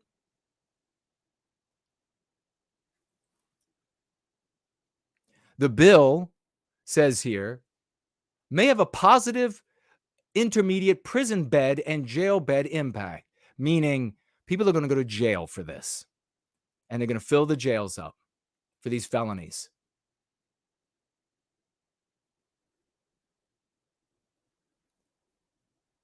I'll see what you all are saying. I don't know. I mean, it goes on, and we could get more into the minutia, more into the weeds of how easily we can, anybody who's not anti-white now can be prosecuted once this goes into law. And it absolutely is not an excuse to say, well, the anti-whites would have done it anyhow. The anti-whites would have done it anyhow. Without your help, maybe they would get to a place where they could say, any advocating to end the victimization of white people is illegal. Maybe they would get to that. It wouldn't have been now, and maybe never. But now they can, by way of this tool, get to that destiny.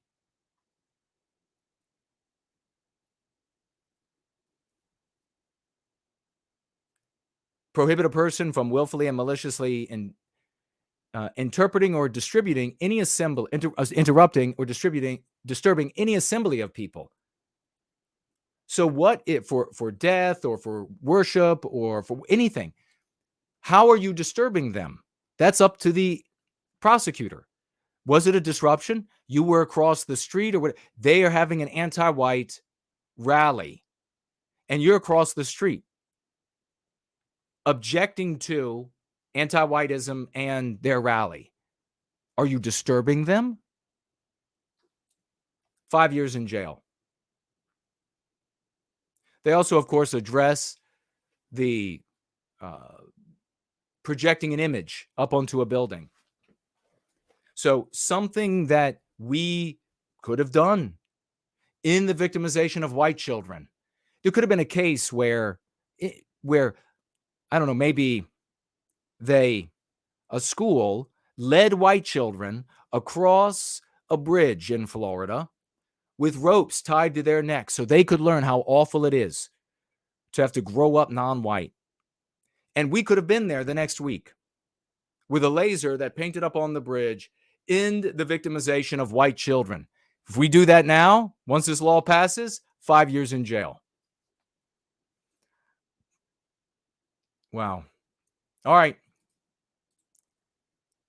Let me see what you all are saying.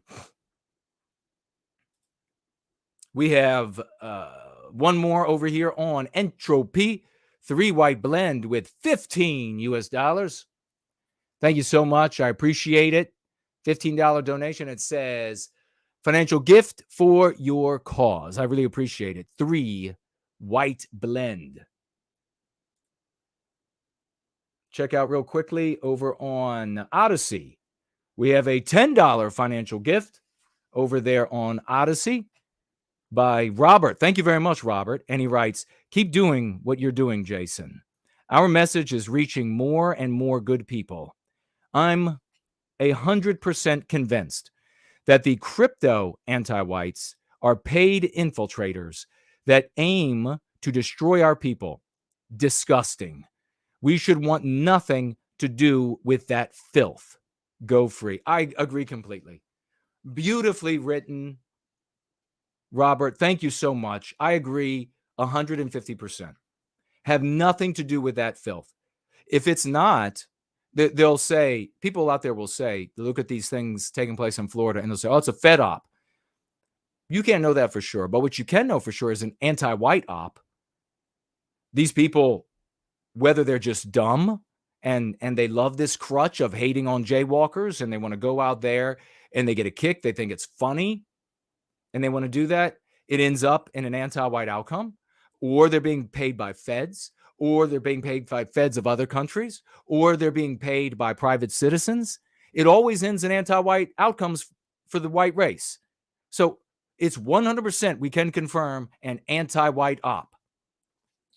If a multi-billionaire by the name of Kanye West saying negative things about jaywalkers didn't suddenly change the world, then your piddly little ass handing out a leaflet somewhere or holding up some ugly banner to try to get people to hate Jews isn't going to work either. It's only to get people to hate Jews. It only works to harm white people. That's all it does.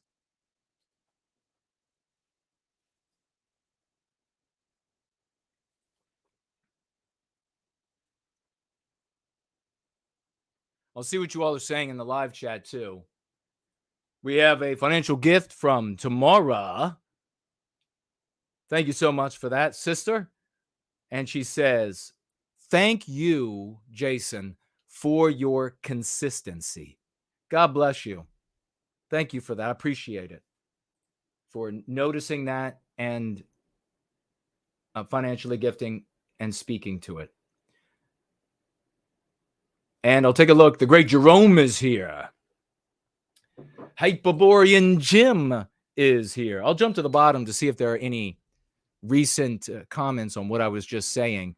And we're going to keep rolling today. David Lee Wrong is here, reminding me of those old videos of David Lee Roth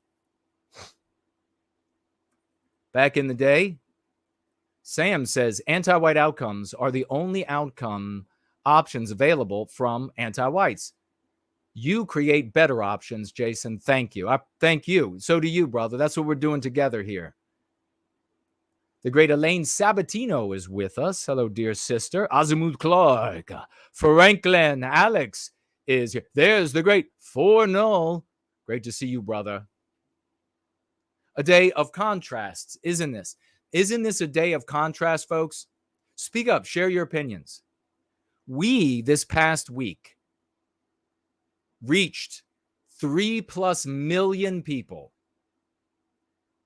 with concepts that overcome the concept that defeated Western civilization.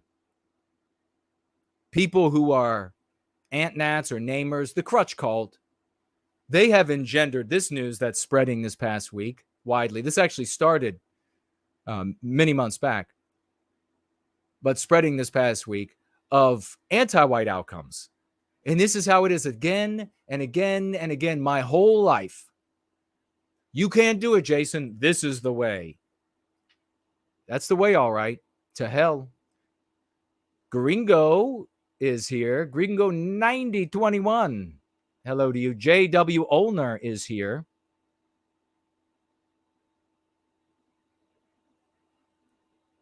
Is that Sylvana? Hello to you. Love is everything. Great to see you.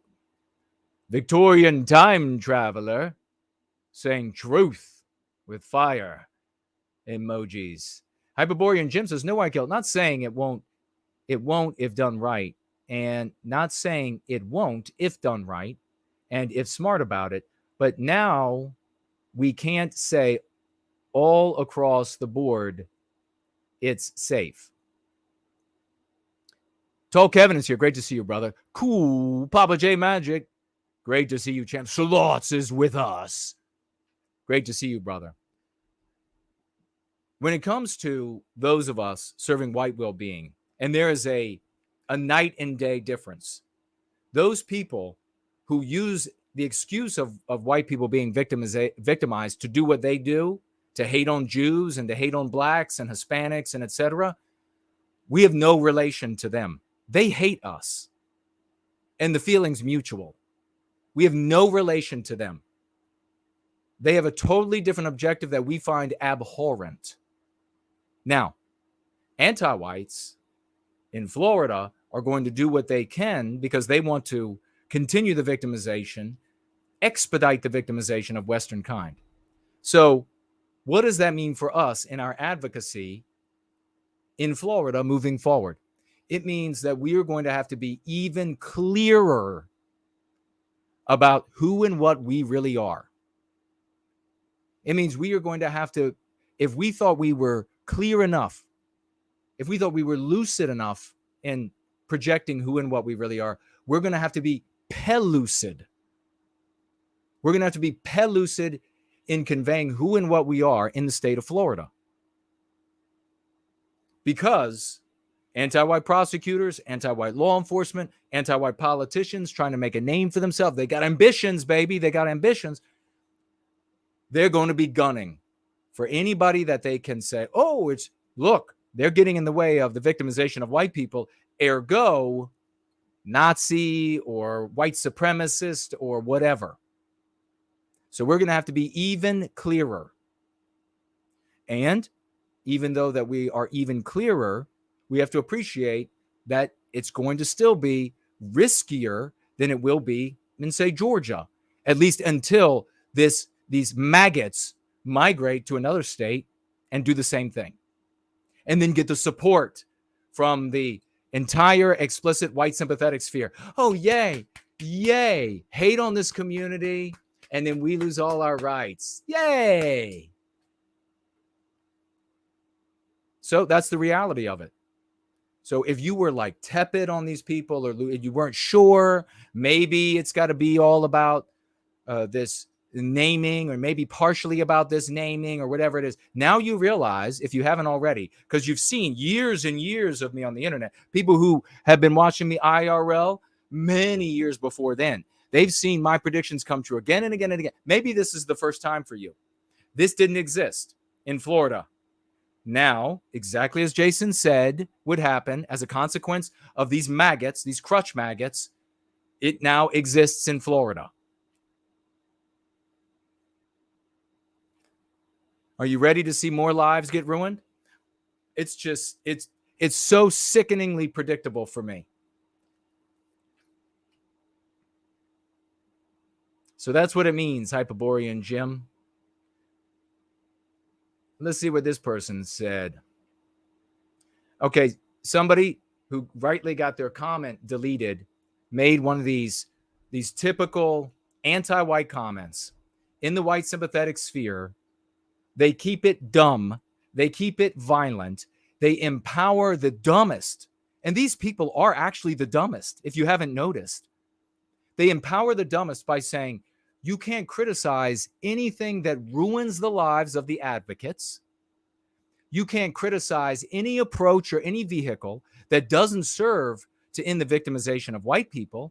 You can't criticize any of it. So there can't be this like internal dialogue of evaluating and reevaluating as we march through time the kinds of things that people implement that they claim on the surface are for the good of white people. You can't reevaluate it. So you take away the scientific method by doing that. You can't do it because that's infighting. That's what they say. Is first last year? What does first last call that? First last has a name for that.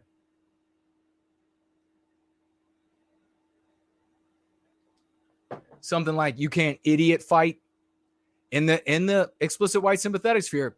You can't idiot fight. You can't fight against people who are idiots. You can't disagree with people who are idiots. You can't disagree with outcomes that ruin people's lives. You can't object to any of that because that's prohibited. Here, we just continue to do the dumbest shit ever. We just continue to run off white people with good character, good backgrounds, industrious, by the way, even just good genetics. For these people who talk about genetics all day, they always come from like this corrupt stock. You see it right on them in their behavior and the way they look. They're always just like, oh, these others are genetically inferior. And you're like, have you looked in a mirror? Have you looked at the behavior of your life? If you think all of this is from genetics, then you're kind of like the argument that you are the worst of it.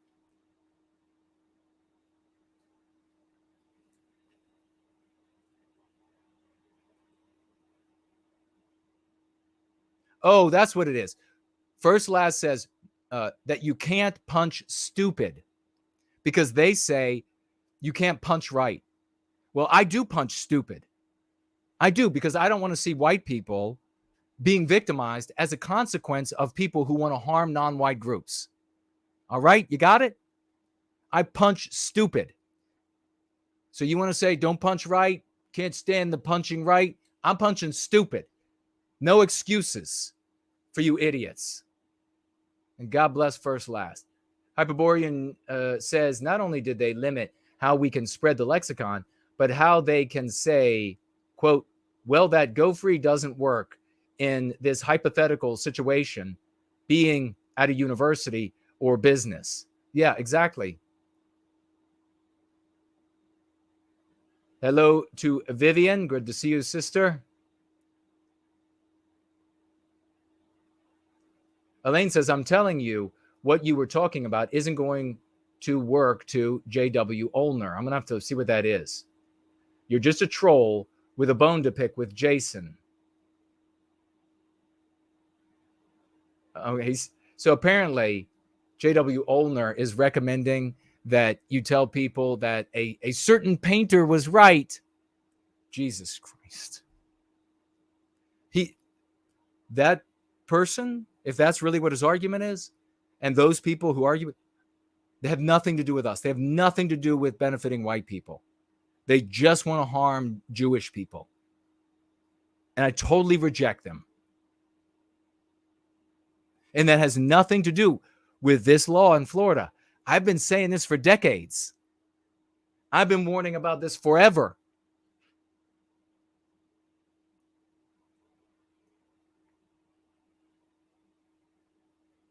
Janice is here. Great to see you. Pants is here. Great to see you. Art Acrobats. Great to see you. Scrolling through the party, we're going to have in a moment a little bit of the great Imminent Rain, who is making his album to tell the story of Prometheus Rising. A very short. I'm not going anywhere, so don't you. And we'll come back. And whatever of this we haven't covered, I'll speak to, but I think we pretty much got all of it. And we're going to watch. We'll speed up the video too. It's not long. We're going to watch this video by Dr. Carol Swain.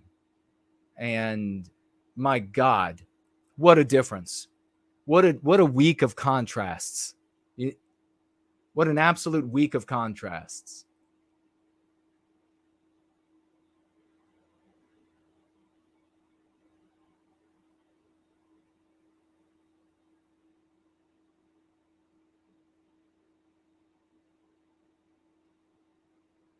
All right, well, it looks like maybe he's talking about historical revisionism.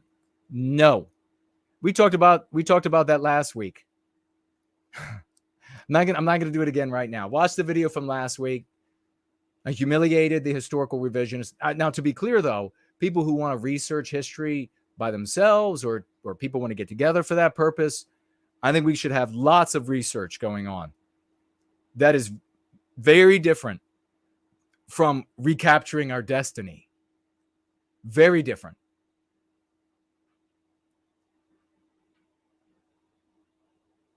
CL says, this sounds really bad about the law. It is bad.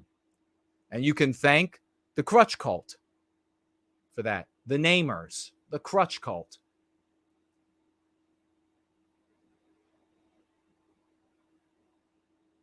Hyperborean asking, does it apply? It applies everywhere. Yep. Commercial and private property.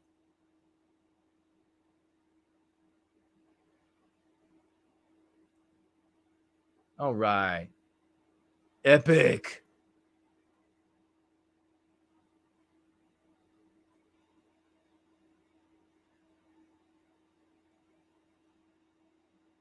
All right, folks.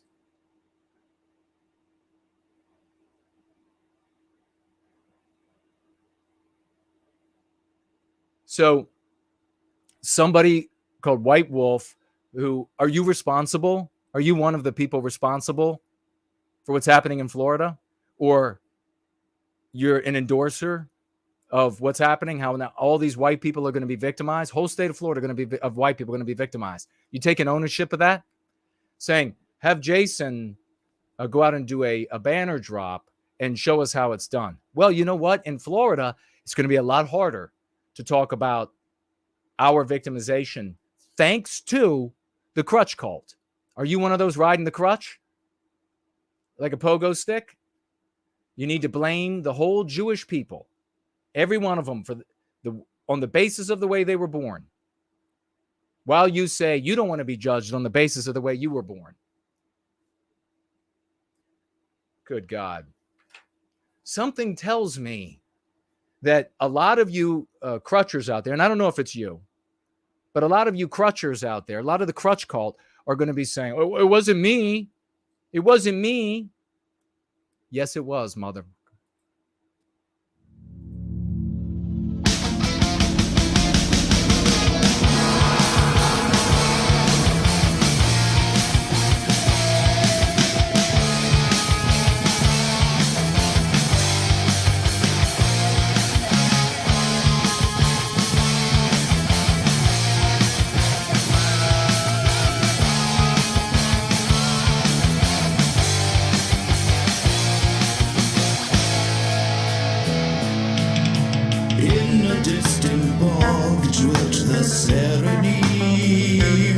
Where Seren governed from his throne. There did they gorge themselves upon forbidden the flesh, while earthbound serpents feasted on their bones. For Seren had seen in the land Prometheus make war. Kings of the ocean is plan defined. God things honey words couldn't sway his iron mind. Defeat Darinsky wouldn't check. No secrets are diamonds. On the plains of Socio-political marched a wicked horde. Death and ruin dealt by the armies of the road, while his warriors fought for the honor of his name. Dragons on knees and plain met with conflict. The wildling kingdom slew them as they fled that winter's night. The wise among the Serenine did survive the fight. Those who still pursued their lust were slain in feral glee. Torn apart and fingered by monsters of the sea. Countless winged predators descended from the sky. Enemies were shredded to the sound of beating drums.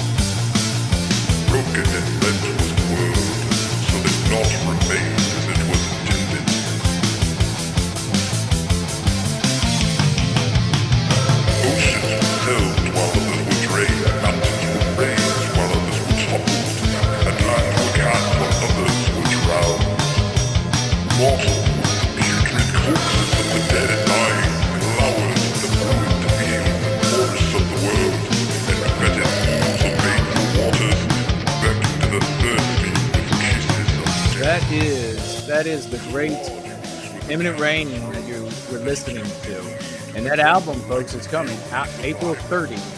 Make sure that you are in on that celebration at 5 p.m. over on the great Imminent Rain's channel. So let's pull this back in and keep going.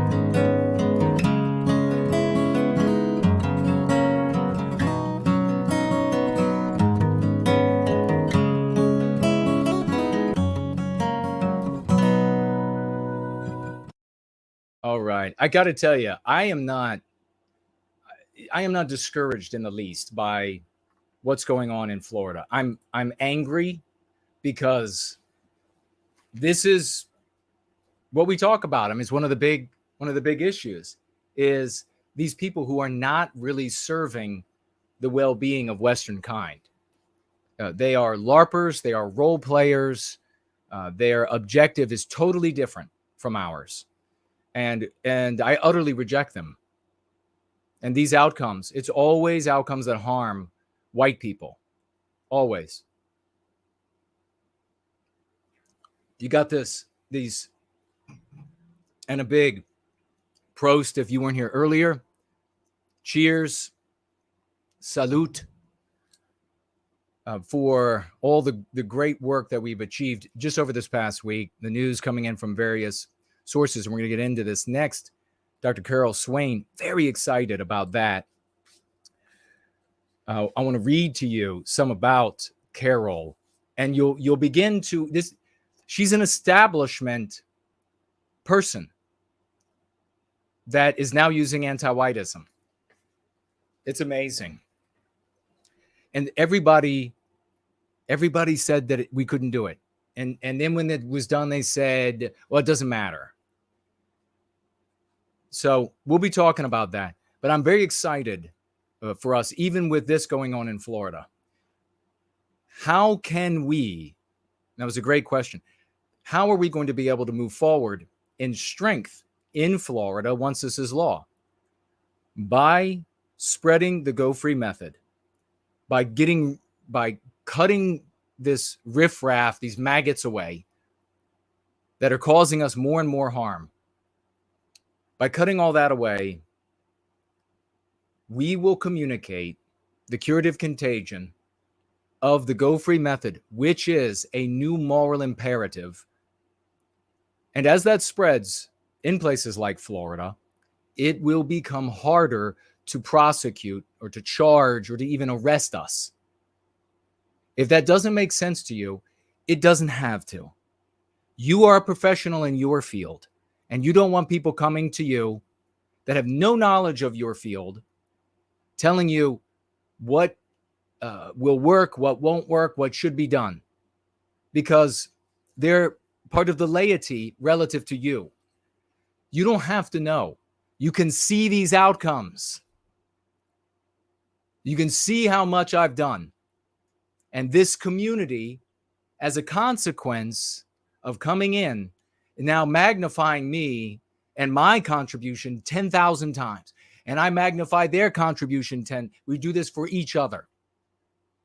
And eventually you have a scenario where a prosecutor, maybe in his or own head, maybe you have an anti-white cop that goes out there and arrests an advocate for white well-being,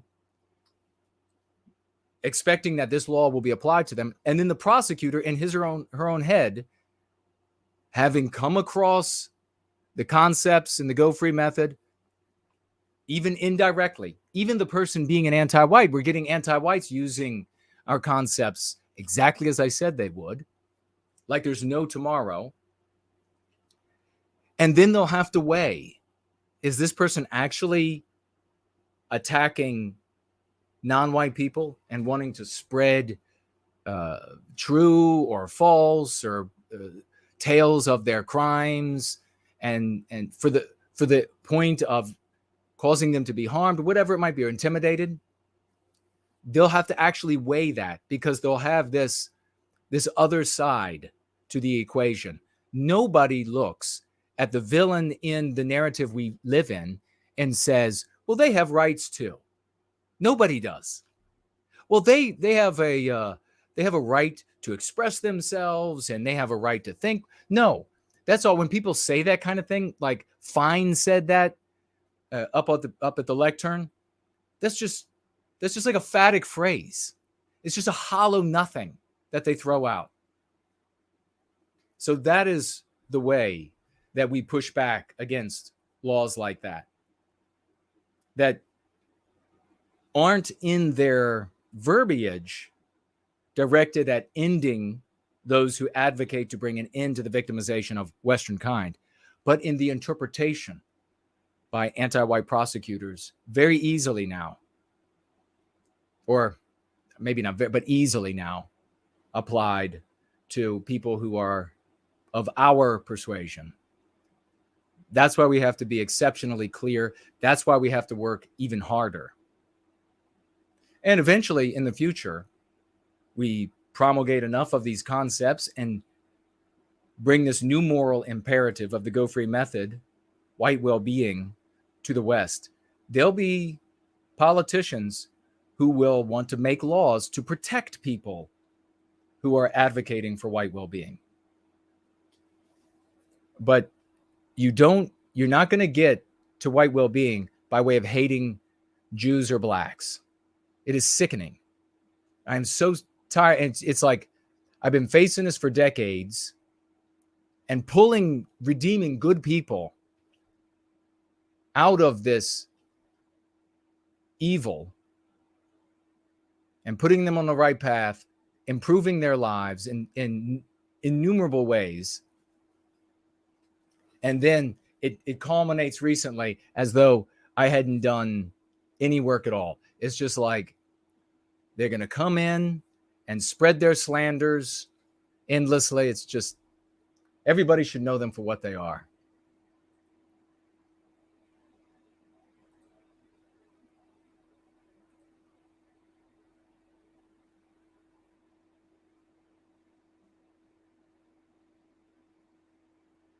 All right.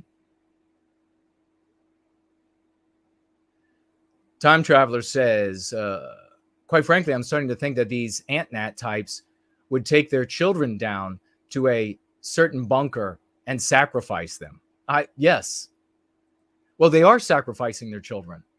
If and when they have children, they are actually sacrificing them because they know what comes to them as a consequence of this hating of other groups, this LARPing.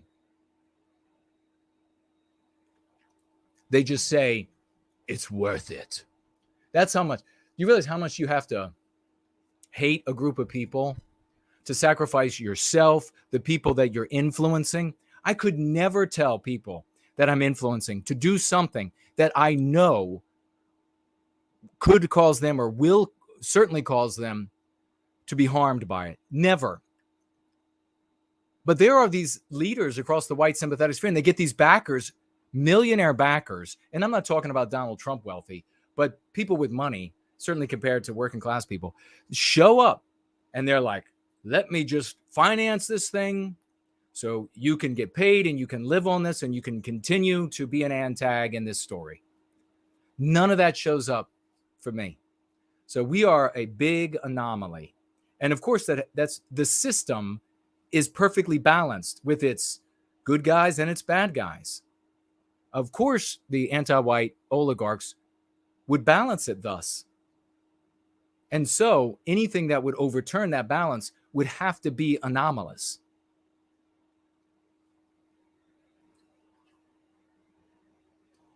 All right.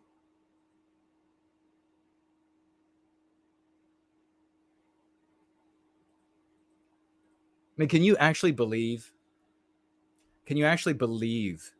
to be one of these crutchers, one of the crutch cult, and have your ideas and the kinds of actions that you promote cause white people to be harmed, a whole state of white people to be harmed, and then Jason Kuna, no white guilt, criticize it, and you show up and you're like, sick of this punching right. All he does is criticize the things are you serious? Are you serious? That's worse than me criticizing you molesting your children. And what would you say? How dare Jason criticize for molestation of one's own children? This is what I said when Ye came out. You all remember, I said, all of the leaders, I said, this is a moment in history that everything has to change or it continues the same. And that's the end of this, what has been known this predominantly the explicit white sympathetic sphere. All the content creators have to come out and take a stand against this stuff. And what did they do? They took a stand against white well-being. All right. Heidi's here. Great to see you, sister. Rookie's here. Hey, if you all have questions or comments about this stuff, I'll be happy to answer them. As you can see, I am accurate like the sniper. I am the best there ever was. How do you like that? How do you like that? All you antags out there, you want to flex on me like an army of paraplegics. Go ahead. Flex on me like the paraplegic, baby. Flex on me. Tell me how much good you're doing. Get out there and flex. I'm the 9th wonder of the world, mother. I am on top of things. 3 million plus people. 3 million. And I don't have a pot to piss in because I did it all here. I did it all tapping into the biosphere of the West. You're going to come and tell me. It doesn't look like the way we're supposed to LARP here and behave like antags. There's Heidi says hello. David Lee Wrong says, is the secret to success combining champagne and caffeine? Yes.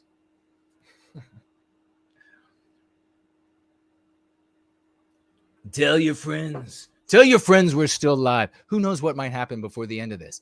Who knows who I might insult? Who knows who I might feel thrilled? Who knows what leg I might send a thrill up? Does anybody remember that reference? We were first last this year. We said punching stupid. We talked about it, brother. Punching stupid. That's what I'm doing. Matt's here. Great to see you.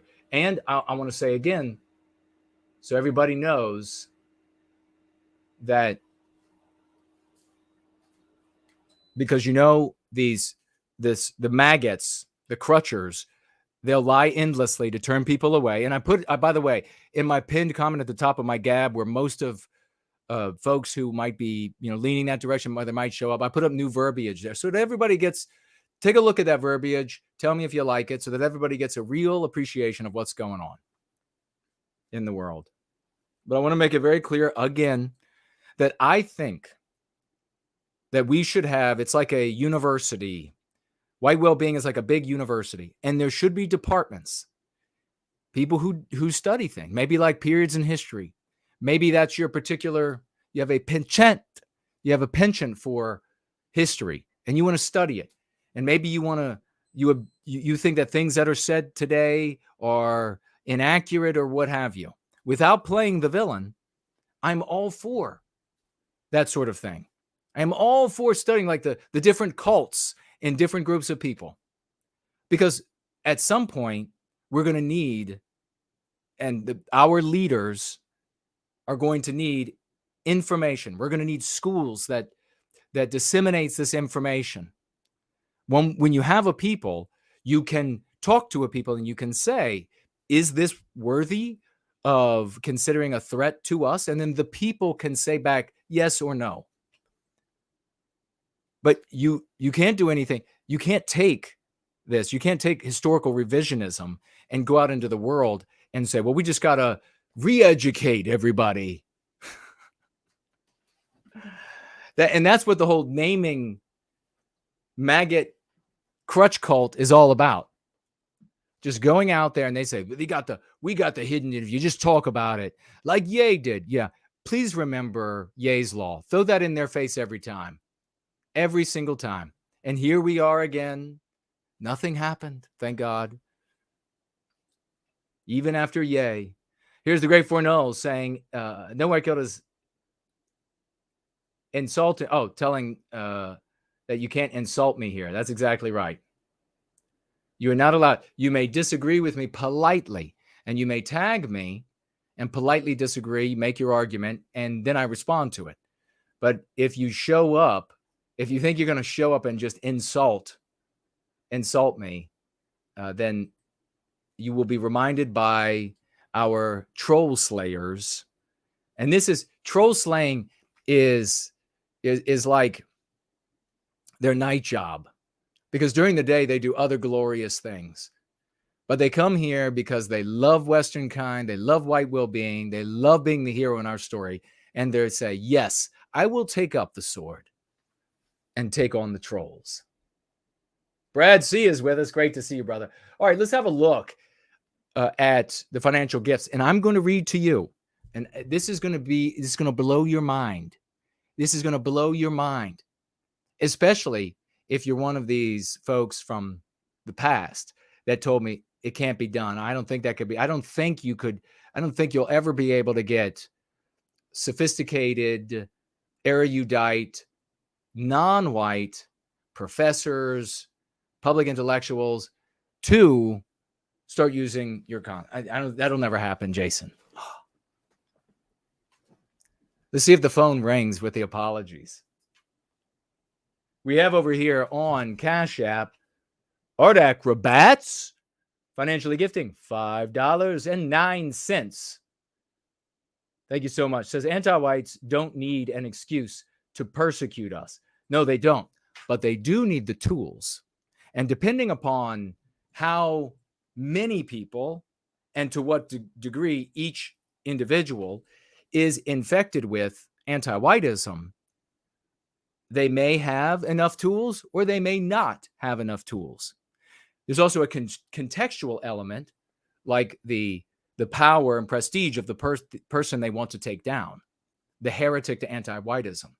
So the more powerful you are, the more persuasive you are, the more anti-whites will be willing to cobble together chimeric laws, prosecutions out of laws that are illegal to cobble together to take you down, a la Donald Trump. The easier you make it, the more tools you provide, and the more explicit those tools to silence those who object to the victimization of white people, the less an anti-white has to consider potential ramifications and etc. of using or dilating something, a law that exists to ensnare you. If they have a law that very specifically says it's illegal to advocate for white well-being, they won't have to think once. In fact, they'll just have to apply it, because that's what the prosecutor is supposed to do. So, as I said earlier, anti-whites, were they ever going to make a law? Would it ever have gotten so bad that they would say it is illegal to object to the victimization of white people? I think it's not likely, because of, look at all the success we're having. I mean, if we didn't exist, they'll get there, 100%. But now, because of these crutchers, they have more tools, and it takes a lot less dilation to ensnare us. We have the Gorman, financially gifting $5. Thank you so much.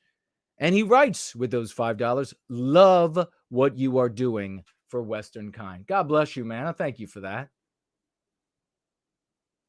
I deeply thank you for that. I am going to show you, you are going to witness this, and it's totally different. Really, I'll still take comments and questions about, I might have something more to say about the swine and how they victimize all white people in the state of Florida, and watch them get out. Have any of them, in fact, I know one already has gotten out. One of them already who has actually said that it's more important to want to victimize Jewish people than it is to protect white people. I'm not kidding. That was public. That person who argues for that has already come out and said, this isn't fair. Shut the fuck up. You shouldn't be in charge of somebody cleaning toilets. Leader of a party, whatever. You shouldn't even be in charge of yourself cleaning toilets. You should have a minder for that. How predictable. This is how we should think. And I'm going to provide the intellectual basis for it so that all these other people out there can go to jail when they do it. Oh, okay. And then I can say, it's not fair. And we've started a GoFundMe or whatever, Go Send Fund or whatever the other one's called, so that we can raise the funds to prevent them from being. And let me just tell you how the jaywalkers did this in 1937. We don't give a fuck. God damn it. I'm serious. Oh my God, I'm serious. How many times? What a dichotomy. Let's take a look at entropy and the wonderful people over there. Tall Kevin has shown up. Tall Kevin. You know when he's been at your house because there are markings where he's bumped the ceiling along the way. Tall Kevin, financially gifting $5. He says, keep up the great work! Exclamation point. Came down with a really bad stomach bug. Hope everyone is feeling healthy. Hey, let's get some prayers out for Tall Kevin. Let's get some prayers out for Tall Kevin.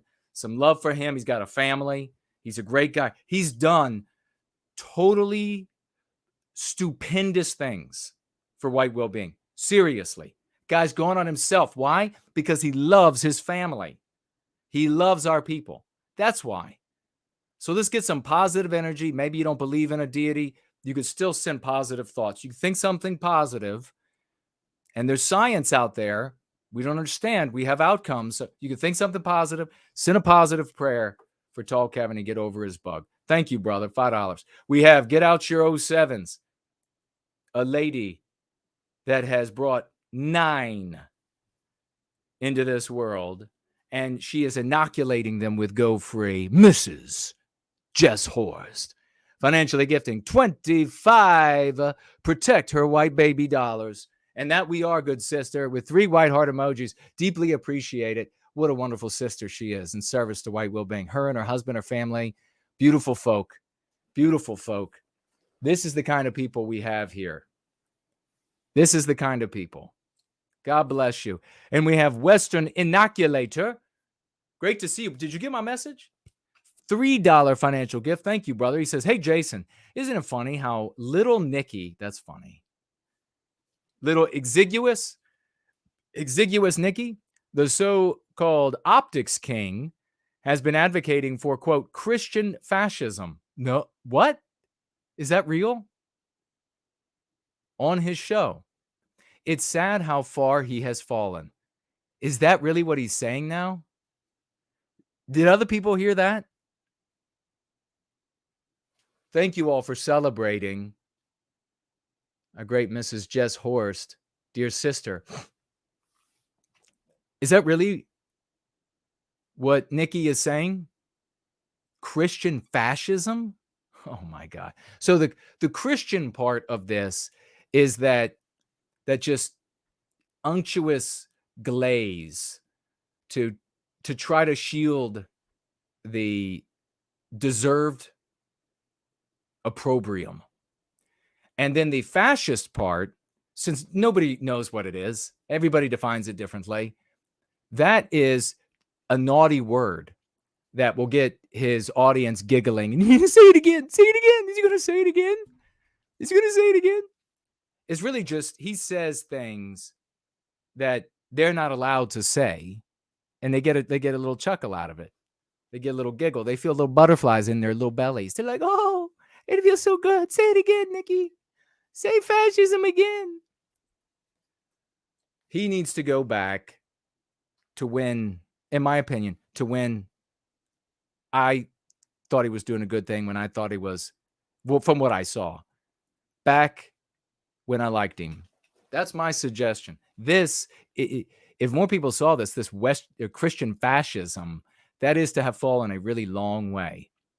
And it is to have tied himself to the people who were doing things in Florida, and this connection that I guess he can never sever with, although Kanye may sever it, with Kanye West, or whatever he names himself now. Wow, I didn't know that. He's kind of trapped. He's kind of built himself into a corner. But again, I've said before, his audience will turn on a dime. Next week, he could say the exact opposite, and they'll all go with him. They don't care. They're just there to hear him say naughty words and make jokes. So he should go ahead and pull that U-turn right now.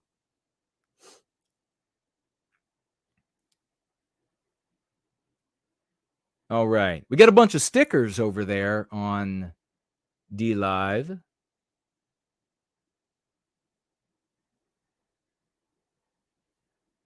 Thank you, and hello to everybody there.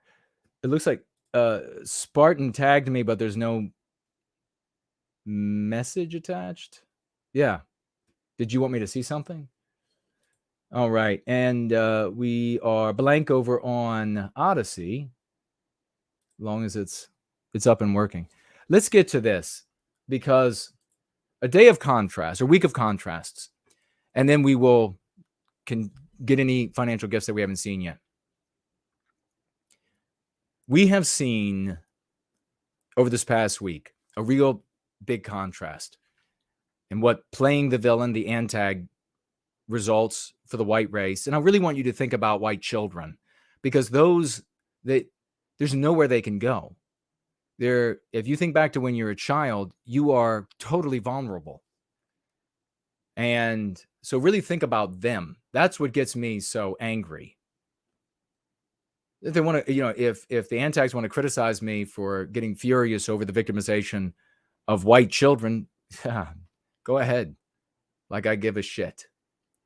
But here we have the concepts that we have been seeding and pushing religiously, relentlessly into the ether. And very specifically, not randomly, not by chance. It's specifically what we talk about here. We specifically set up teams. There are solo actors out there as well. There are small teams. There are bigger teams. There are teams on different platforms that specifically go after this or that content creator and their communities, trying to get them to use concepts from the Go Free method that empower those of all races who object to anti-whiteism, even if they don't know to call it that yet. The great evil of our age. And then we have this woman, Dr. Carol Swain, show up. So let me pull her up on the screen, and then I will read to you.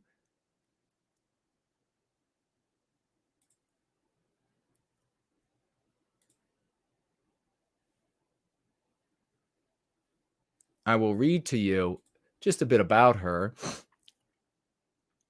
Let's go ahead and do this. So this is a video she recently made.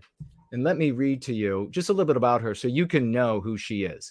Now, when you decide to be an antag, when you decide to go some of these other directions and forfeit putting an end to the victimization of white people and supplant it with a desire to victimize non-white people, when you do that, your girlfriend leaves you, your wife leaves you, your children hate you, you get fired from your work, you get pushed out of your school, you get ostracized from your friend groups, your parents don't want anything to do with you.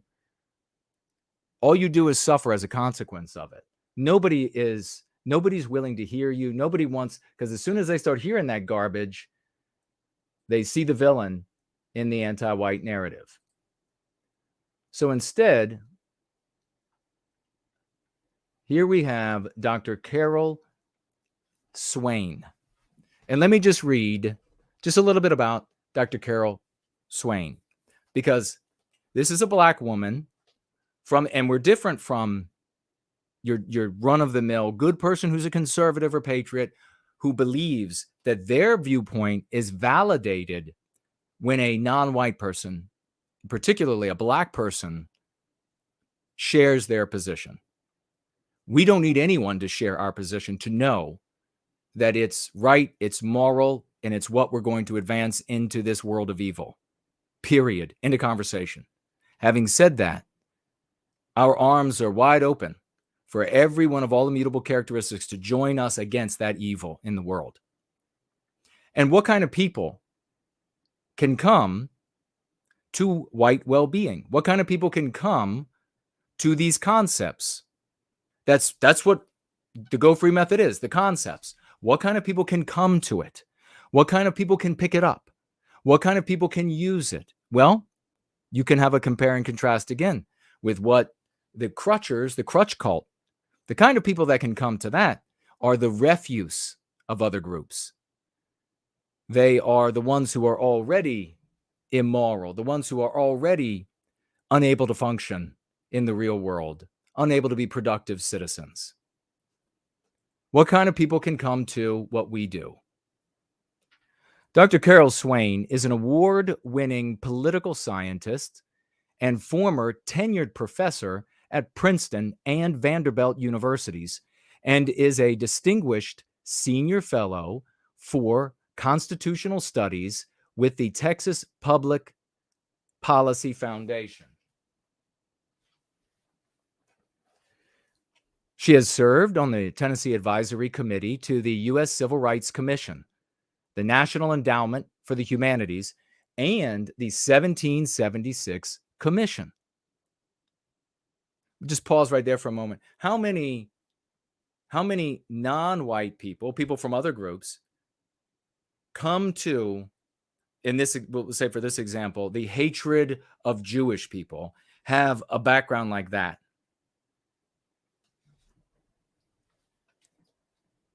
Dr. Swain is the author or editor of 11 books, including the bestseller Black Eye for America, How Critical Race Theory is Burning Down the House.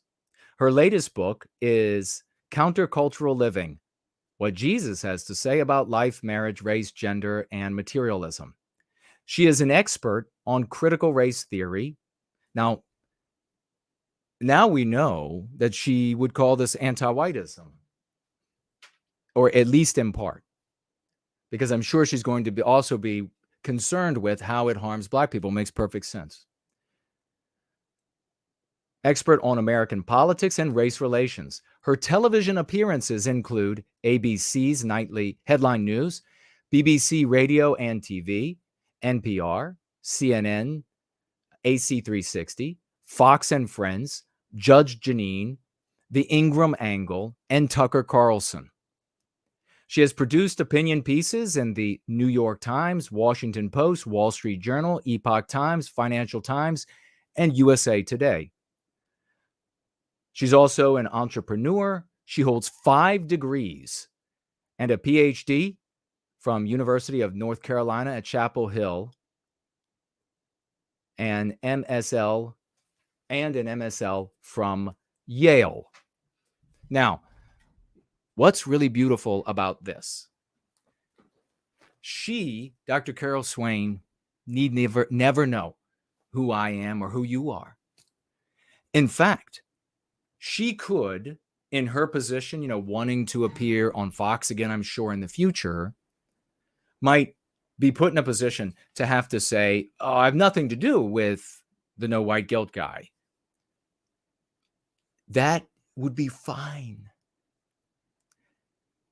And it would be a magical proof of what I have created.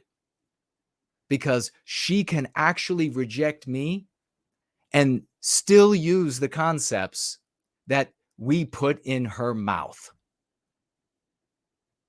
If you are unable, now the high IQ people here, the ones, higher than the uber midwits, which I say like an uber midwit is maybe up to maybe like 110 IQ. Those who are higher than that are going to realize how brilliant and stupendous that is, how powerful that is. Everybody else, you're going to be like, I don't know. And if that's one of you, it's fine. We're all born with different strengths and weaknesses. But you just have to see that it's working. That's it. Let's hear what she has to say, and you all will help me out. We'll speed this up a little bit. Those people that are do this weird 6 seconds technique to restore perfect eyesight from the comfort of home. Do those people that argue that do this for 6 seconds to restore comfort in your little toe. Tell me if you can hear her. Is it possible for blacks to be racist against whites? That's ludicrous. The first thing I'd ask, like, what are you smoking? Of course you can be racist. Of course you can engage in hatred. So she's asking, she's using the anti-white concept, racist, of course. And I don't foresee her dropping that. Franklin says, hear it. Good audio, Simon JJ. Thank you. All right. Let's roll then. I want you to notice, too. Another big thing that's important here is that in Nick and his community and Salty and Crowder and there's so many others. And then, of course, like the real, the Ant Nats, Cult Nats, the Crutch Cult. I guess Crutch Cult applies to Nick's community and these others because they live on that crutch. The black person that they chose as a leader,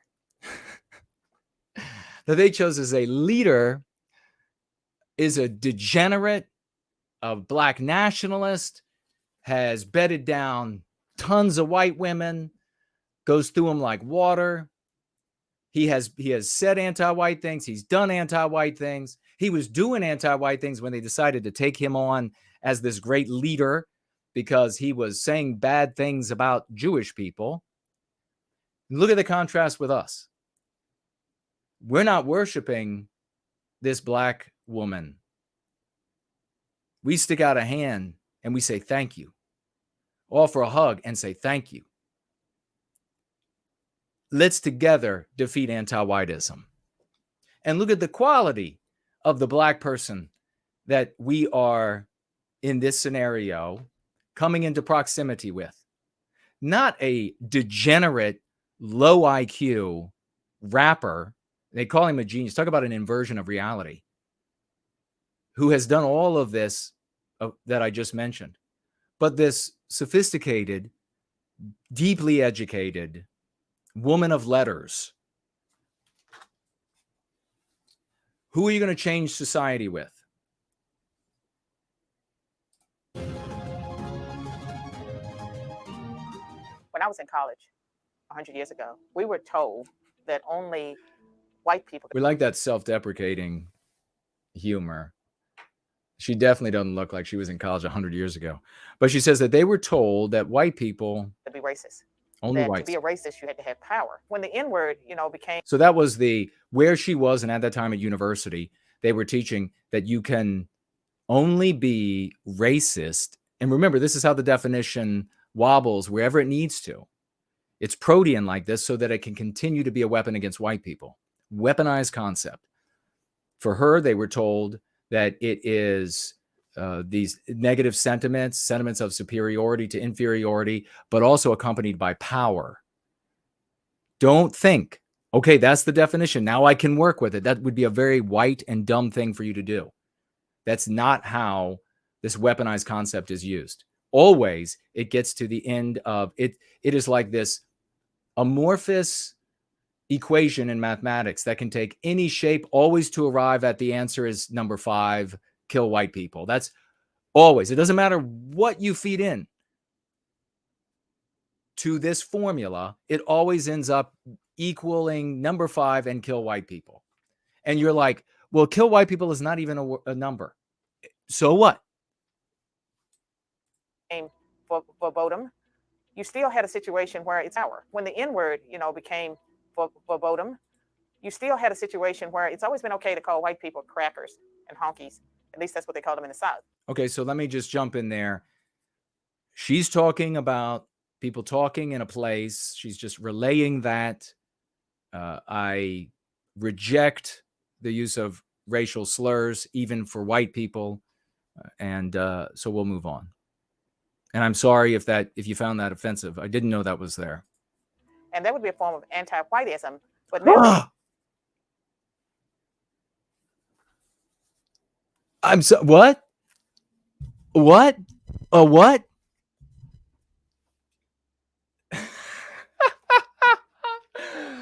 Oh my gosh. Cheers. Cheers. That's a form of what? That's a form of what? Hold on. I can't hear you. Dr. Swain, I'm sorry, I can't hear you over all these dickless wonders. These chodes over here, they keep yelling, it can't be done. They keep yelling. That one real popular one that said, oh no, you can't spread anti-whiteism. No, Jason, you can't spread that. It's too cringe.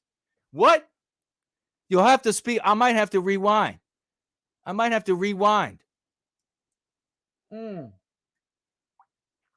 Oh, I'm drinking down all those lost dreams of those mother that said, you can't do it. You can't, all those times that I lived through them saying, you can't do it, Jason. It can't be done. That's for all of you as well. You all were told that through me. If you weren't already told it when you were already coming this direction, when you found us, can't be done. Can't be done. You can't change the language.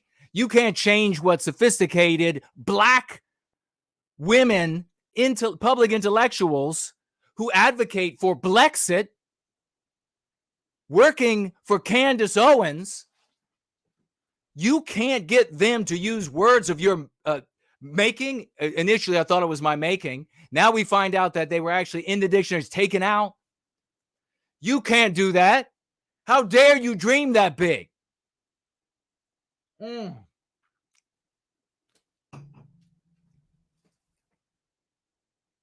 Chode on army of chodes, bitches. Doggy paddle. Y'all are more dog than Katie's dog, Labrador. Y'all are more dog than her Labrador. How much more are you going to dog out there?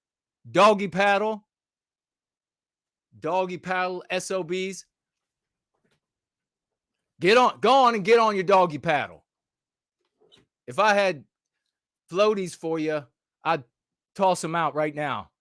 Let's hear what she had to say one more time. You can't do that, Jason. Let's see, hold on. At least that's what they call them in the South. And that would be a form of anti-whiteism. Oh. But now the dictionary, actually has a definition for. Now the dictionary.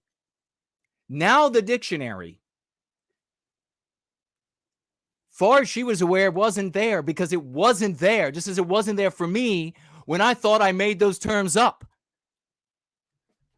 You didn't do it, Jason. You didn't do it. I didn't do it.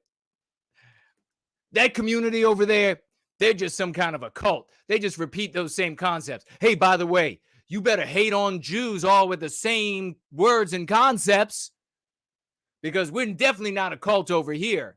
And if you don't, then we chase you down and slander you and death threat you and tell everybody lies about you because we're definitely not a cult in the crutch cult. Jason, you didn't do that. Boys, I'm going to tell you what. It's been done. I'm going to tell you what. It's been done. It's just proof after proof. Whiteism, prejudice or discriminating against or hostile. Wait, did you notice that? She started to say anti-whiteness and then corrected herself. I think I'm loving Carol Swain.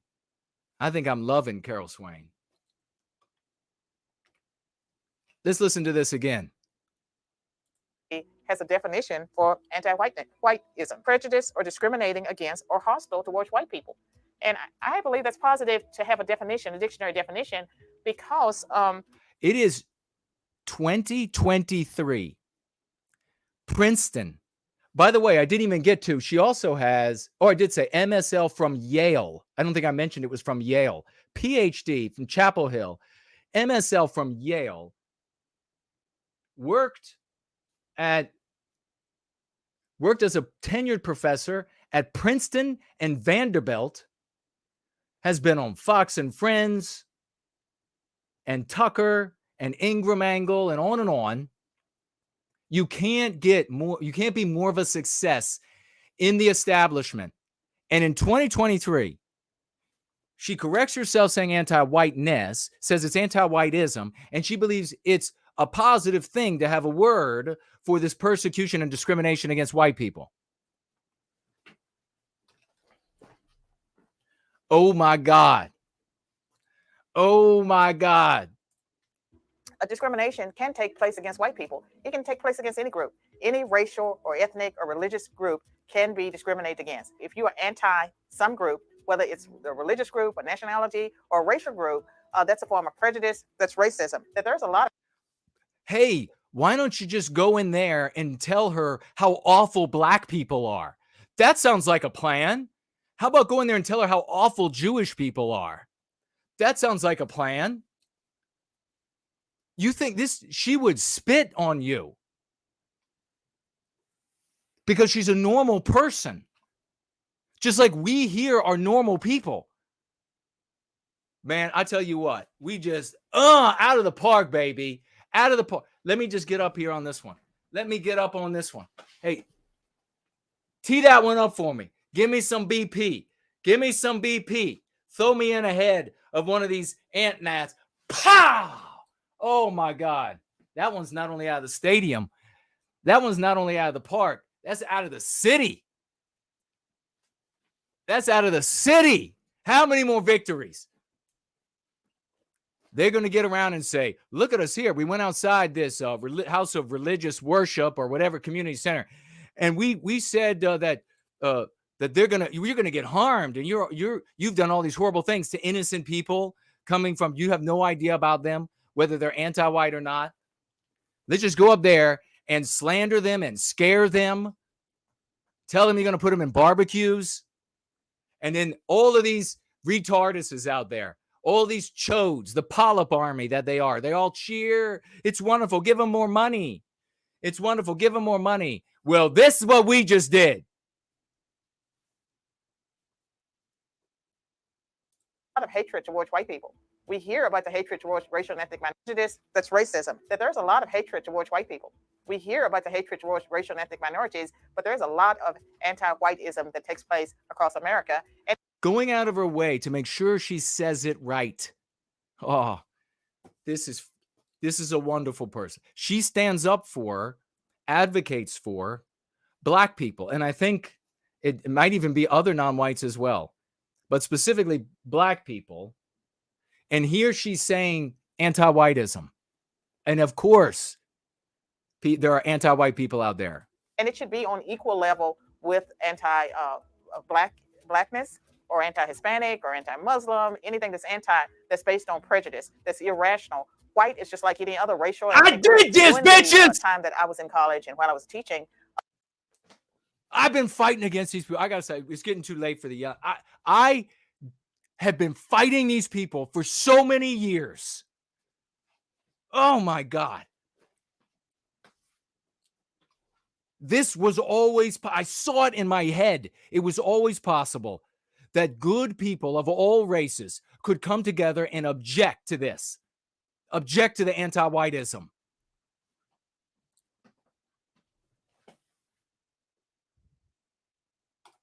There were whiteness studies, programs that were established where you could study whiteness. And the whiteness that was being discussed was a whiteness that they wanted to dismantle, which brings me to the Smithsonian's definition of whiteness. Listen to this. Listen to this. And this was actually like 2.5 weeks ago. Whiteness. It says whiteness and white racialized identity refer to the way that white people, their customs, culture, and beliefs operate as the standard. She is talking about, what does Jason talk about? What does Jason talk about? How many content creators in the white sympathetic sphere have I said, and you all have gone out and also said, do not use whiteness. It's a trap. And what did they all do? What they all do? You know, some of them are real popular. I even like them. What did they do? Oh, they were like, you, Jason. You, Jason. We're going to still call it whiteness. And we're anti-whiteness. Whiteness is what white people produce, Jason. Jason said, no, it isn't. No, Jason, we're not going along with what you said, Jason, because we're jealous as shit of you. We're just going to keep you suppressed. You know who all these organization and content creators are. My God. The taste of victory. It is ambrosial. It is ambrosial, handed down from God himself. Totally vindicated. No, Jason, we're still going to use whiteness. Now, since this black woman said it, are you going to be able to stop using whiteness? You fucking SOBs. Where's your apologies? Where's all of your effort to suppress me? All of your effort to suppress this method that benefits Western kind and all peoples in the West. Where now? Where are those interviews at? God damn it. Man, when you walk on heads, boy, when you walk on heads, it sure is a little bumpy, but it's the smoothest feeling ever. Standard by which all other groups are compared. Whiteness is also at the core of understanding race in America. Whiteness and the normalization of white racial identity throughout America's history have created a culture where non-white persons are seen as inferior or abnormal. Whoa, that is a loaded definition of whiteness. It ties into critical race theory and to those people who say that we should abolish the white race. And just imagine if we said we were going to abolish the black race or the Asian. Okay, I can't let it gloss over. She said ties into people saying we have to abolish the white race. This is at the core of anti-whiteism, the most radical anti-whites. This is what they actually say. We've read it. Maybe it's my opinion. Maybe I've misread the literal sentences. So please check it out for yourself. Maybe I'm wrong. Maybe these people say something else. Maybe they want nothing but primrose paths for white people all the way to the kiln, wherever they would like us to go or whatever. Whatever it is. All right. But you've read this. We've read this different places. I mean, Noel Ignatieff said this specifically, and he used whiteness. He was one of the main, he didn't create it. He was the guy who popularized it. There was another guy slipping my mind right now. Black guy, radical anti-white. And they popularized this. And it is a loaded trap. That's what I've explained over and over. Over and over. There is a woman in the white sympathetic sphere that everybody loves. 3 times I have made effort. And then there is the ostracism. And then there is the ignoring. Race or the Hispanic race. They talk about whiteness as being something evil. And they talk about racism as being something that only white people can engage in. The white dominant. This term, this concept was created by anti-whites. It's in countless theses throughout universities. Its definition is there. You can't change it. So therefore, you can't say whiteness is what we do. And by the way, if you have no taste, if you have no aesthetic, your house probably looks like shit, and you don't know how to dress. You would probably think whiteness is something we do. Whiteness is something you get an antibiotic for. It is not what we do. We do Western civilization. Culture also operates as a social mechanism that grants advantages to white people since they can navigate society both by feeling normal and being viewed. So would you like to support something that says that in its definition is the capturing and holding of power so that everybody else is impoverished?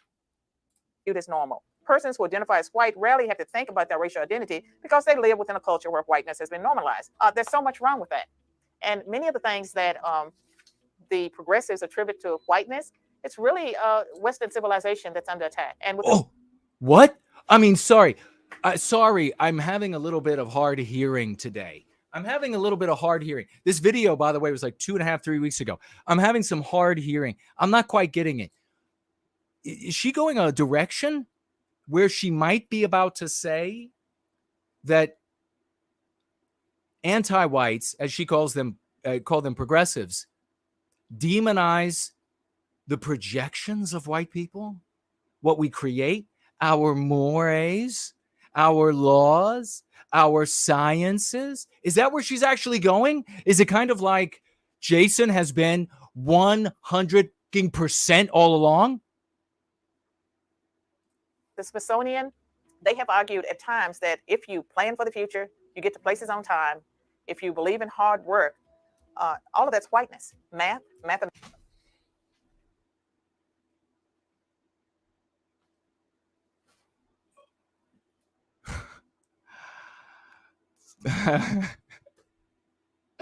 Oh my God. Oh my God. Oh my God. Do you know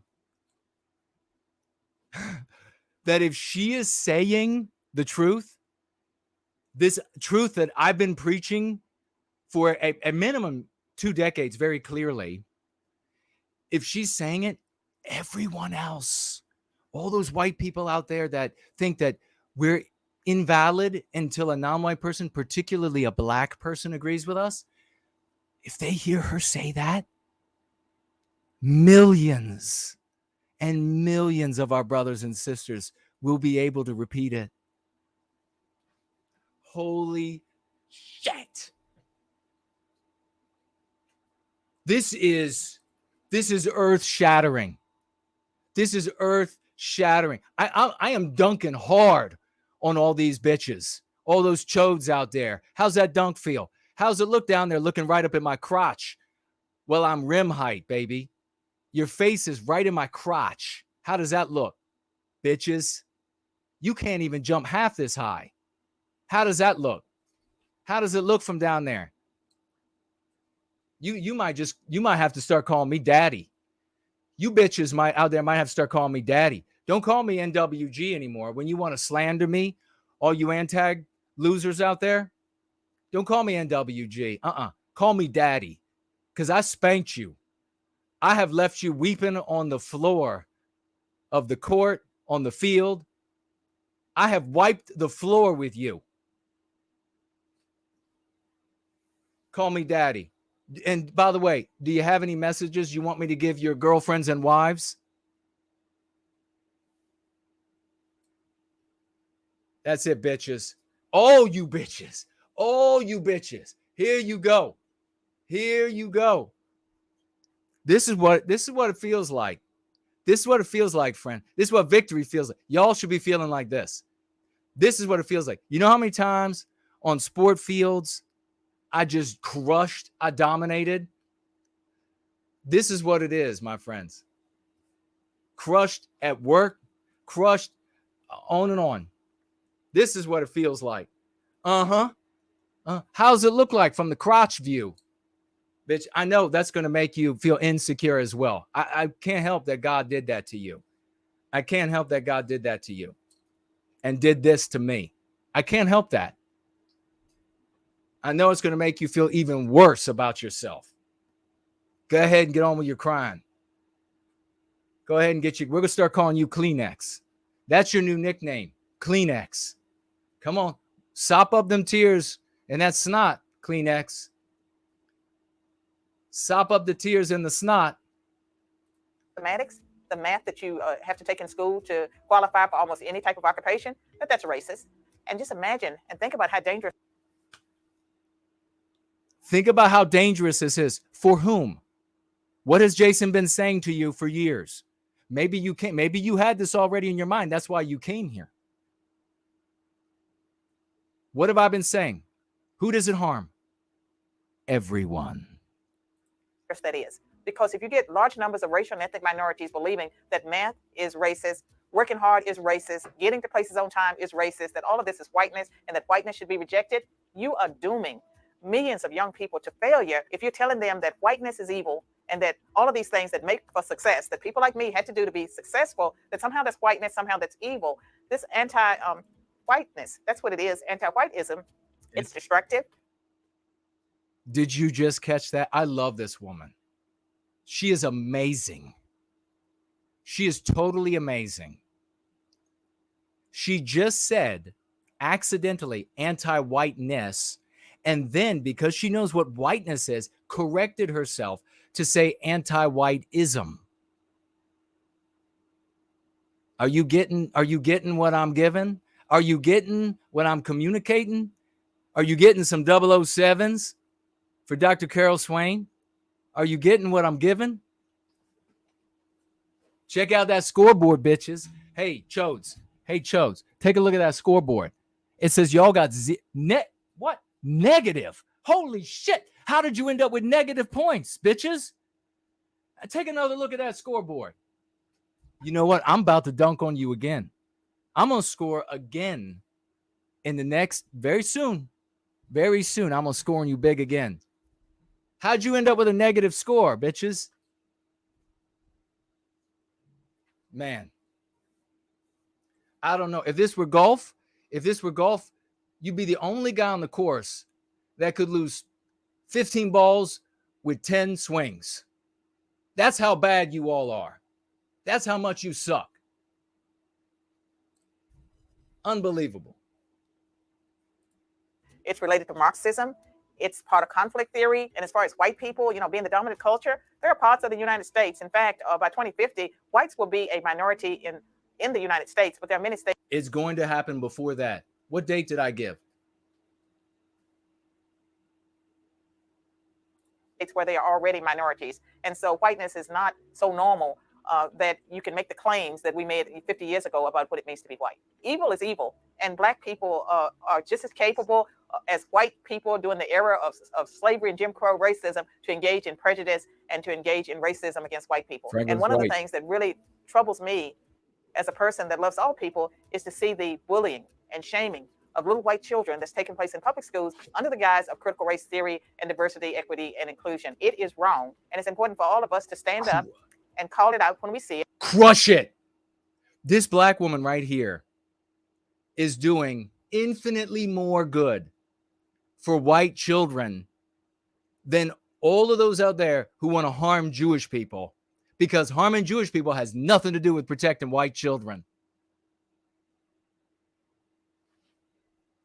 Holy.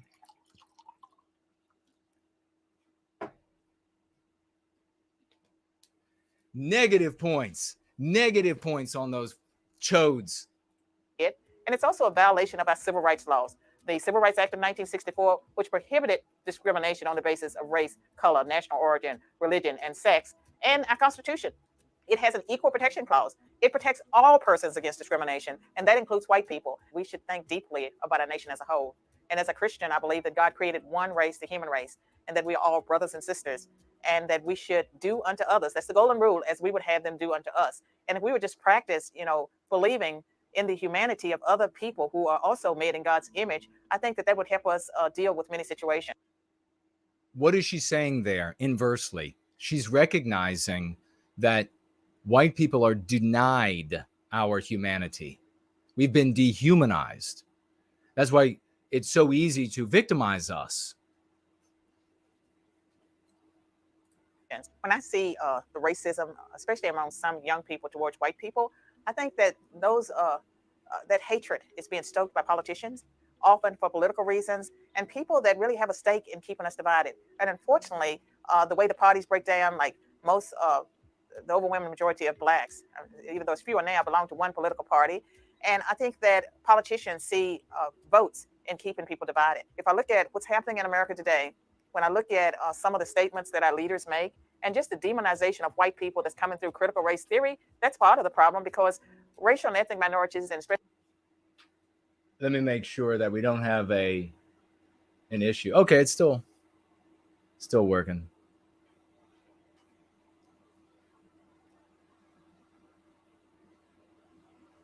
All right. Especially blacks, if they are born into families that are poor, and many people, are struggling. And this cuts across racial and ethnic groups. They're struggling. But in the case of Black people, they're being told you're struggling because of white people. Those white Yes, exactly. people kept you down. They kept your family down. White people have things they don't deserve. You deserve what white people have. I think that is anti-whiteism. That's part of the hatred. And it's unfortunate because it's based on untruths. And in my life, I have. Here's the thing that conservative content creators and certainly Republican politicians will never say because of anti-whiteism, because they're infected with anti-white and, to be redundant, therefore, anti-white meme pathogens. They will never point out what she just pointed out, God bless her, that this aimed at white people is teaching Black people, her people, that you're denied everything, you can't work hard and get ahead because white people are keeping you down and stealing everything from you. And the outcome of that is that Black people are harmed. White politicians, white biddies in the sewing circles who vote for these gelded males, and all these more and more women, more women now in the federal government than ever before. It's a giant sewing circle. Maybe they'll get out, they'll do a giant sewing circle. It'll be the new form of this disgusting human centipede. They'll all have their knitting connected all the way around. And maybe they'll make like a giant booty over top of the Capitol building so that we could be safe and snug inside. That's what women do. All right. Those politicians will tell you all day long about how critical race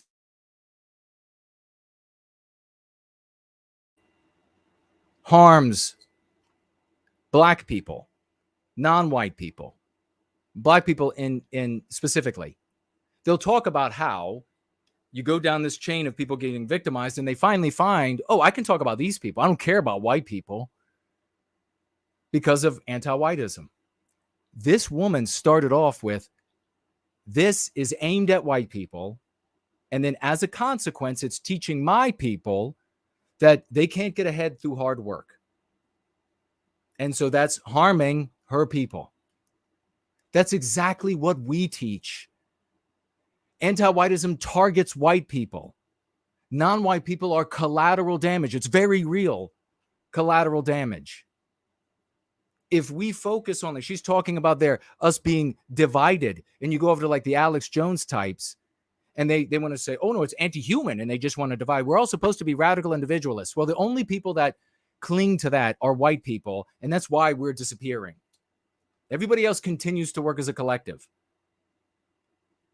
If these people were forced to see, and that's what we're doing with these concepts, that the target is Western kind, it is white people, and that we're all harmed because of it, then we can actually defeat the demon in the room.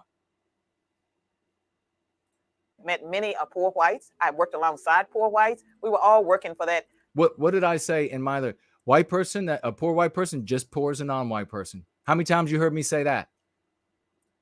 Sick, a disease, a white person with cancer is no less ridden with cancer at whatever degree than a non-white person with that same level of cancer. 10 or 25 cents an hour a raise. And I think if we start looking at other human beings with compassion and realizing that they're just like us, they want the same thing for their families, their children, we would be able to. We want the same things for our family and kids. I want the same thing for them. How many times I got to say, I want them to make wonderful videos of their families, loving videos, have happiness all their life, because we're normal folk. We're putting our foot down at the victimization of white people, and there ain't nothing going to stop us. Take a look at that scoreboard. Improve, if not solve, our racial tensions today in America. What now? Able to, and realizing that they're just like us, they want the same thing for their families, their children, we would be able to greatly improve, if not solve, our racial tensions today in America. So she just said that if we reject anti-whiteism, realize that white people are just like us, give them back their humanity, reject anti-whiteism, we're going to save the country. Big 07s, 007s to Dr. Carol Swain. This is glorious. Absolute. God bless her. And we're going to continue marching forward, ladies and gentlemen. What an epic conclusion, at least to the game at this point. There'll be more games, and we'll continue winning relative to these folks, the Ant Nats and the Crutch Cult and the, what do they call themselves now? Christian fascists, the Homo Groypers or whatever they are. Really, it's just the Fuentes followers. They'll go wherever he wants them to go. We'll continue succeeding because we are actually moral. Because I have a lifetime of being moral on this point. Because I have a lifetime of being an anomaly, of standing out. And that's what you all are coming to in service to white well-being. That what we do here is to put an end to the victimization of Western kind that benefits everyone. And we want everyone to be benefited by it. But we are saying first and loudest and foremost, enough is enough. The victimization of Western kind is going to end. We're going to make it so. And we are going to have wonderful champions like this of other races that are going to step forward. And because of, she articulated both the moral and the practical reasons why non-white people need to stand against anti-whiteism. It is immoral, and practically speaking, everything that white people produce is being destroyed. She didn't say like I do, but that's what she was saying in so many words, as a consequence of retributive justice against white people. Math, being to work on time, what is all that? Expectations of behavior, our norms, our mores, the culture we produce, because it's inside of us. My God.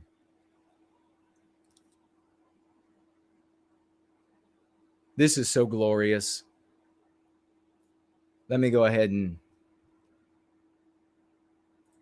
pull that down. I'm going to see any financial gifts, comments, questions, and we're going to keep moving so we can get to some calls tonight. We have Western Inoculator has returned with another $10 over here on Entropy. God bless you, brother. $10. This time, $3 before. He says, hey, Jason, first of all, yes, I did get your message. I responded. Okay, I'll check it out, man. Thanks. To it. So get back when you have a moment. Also, I did hear little Nikki advocate for Christian fascism a week or two ago with a straight face. He didn't do his bit where he says he's just joking. Well, yeah, that's his whole bit. That's his whole act, unfortunately, is he'll say something that makes his audience giggle and snicker. And then when the guns are of rejection, of retaliation, etc., are focused on him, it's just kidding. That's why we named it Just Kidding Nationalism. He can get away with it because he's got a way about him, or I say get away with it, with people who are not very serious, and they're not thinking about dealing with him seriously. He can get away with it with those folks, frivolous people. But his followers, they won't be able to get away with it. So I guess we'll see maybe more of this. Thank you so much, Western Inoculator, for the Christian fascism. And here we have DB50 has returned at the right moment, ladies and gentlemen. 07s for DB50. Financially gifting, and he writes for white well-being. What has he gifted, everybody? What has DB50? Let's throw some laurels at his feet. Let's throw some raucous emojis out on the floor. Let's throw some diamonds out. What number has DB50 gifted? I think we know. I think we all. He's made a genuine name for himself, this champion to white well-being. 50 white well-being dollars. God bless you, DB50. At the right moment with a testimonial. When we're celebrating this massive victory here over the chodes, over the army of ass polyps that have been saying it can't be done. You can't do it. You just have to hate on. You just should be hating. If you're not hating on this group, then you're one of them, and you're probably financed by them. You're probably fill in the blank with a bunch of other slanders. Well, all those people who are slandering me, this is what people think of the Go Free method. You're seeing the testimonials. This is what they think. So everybody out there, they know this is all your lies are just lies about me. They know none of that shit is true.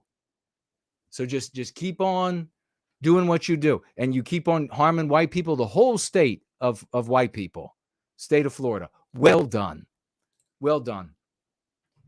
You know what? You need that loser sign that Foxworthy used to talk about when he was wasn't that him? Stand-up comedian. Here's your sign. Here's your sign, loser. All right. Blank on D Live. And what do we have here?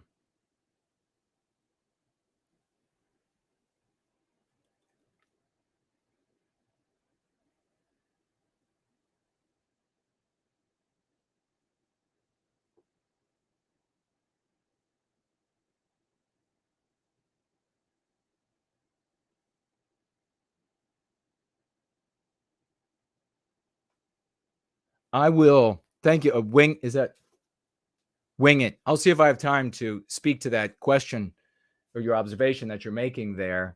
We're going to keep rolling. I'll take a look at what you all are saying in the live chat, but keep out your raucous emojis, please. Let's get some, what should we get for let's get him some of those clear diamonds in the emoji panoply there, and strew them at the feet of the one and only No White Guilt Clips, who financially gifted this evening in love, in testimonial to the work, in his dedication to our people. Why? Because he wants to end the victimization of our people, which will end the victimization of everybody. No White Guilt Clips gifted $100 US. What an unbelievable champion. What a just remarkable. You know what else he did? He went on to that interview on Elijah's, in the thread on Elijah's channel, and he did the timestamps. That's how much this guy does for that conversation. True 007s for this guy. Stiff salute. God bless you, brother.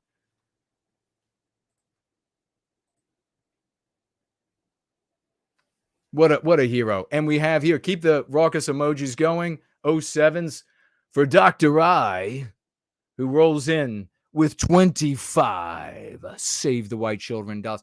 25. We just shut the shit up out of all those out there that have been slandering and saying it's their way. You got to do it this way. That's 25 of shut the ass polyps. That's what it is. $25. He says, most instructive as always. God, it is, brother. It is. Thank you so much. And huge 07s continuing. The raucous emojis, toss them out. I love everybody's doing this. The little firework explosions, the penguins, the clapping hands, the waving hands, strewing the path with diamonds for our champions. First Last, coming in with a financial gift of $51. $51 from First Last. And he writes with those $51, Western countries don't let in whites. They don't. You're right, brother. They make it extremely difficult. In my experience, speaking with people, white people trying to immigrate to and become a citizen, they make it difficult. Whereas everywhere I turn, there are more wonderful people. I mean, I don't personally meet like villains on the streets. I meet people who are like working, and that's where I interact with them. So wonderful people from other countries, but they tell me they're like, it's no problem.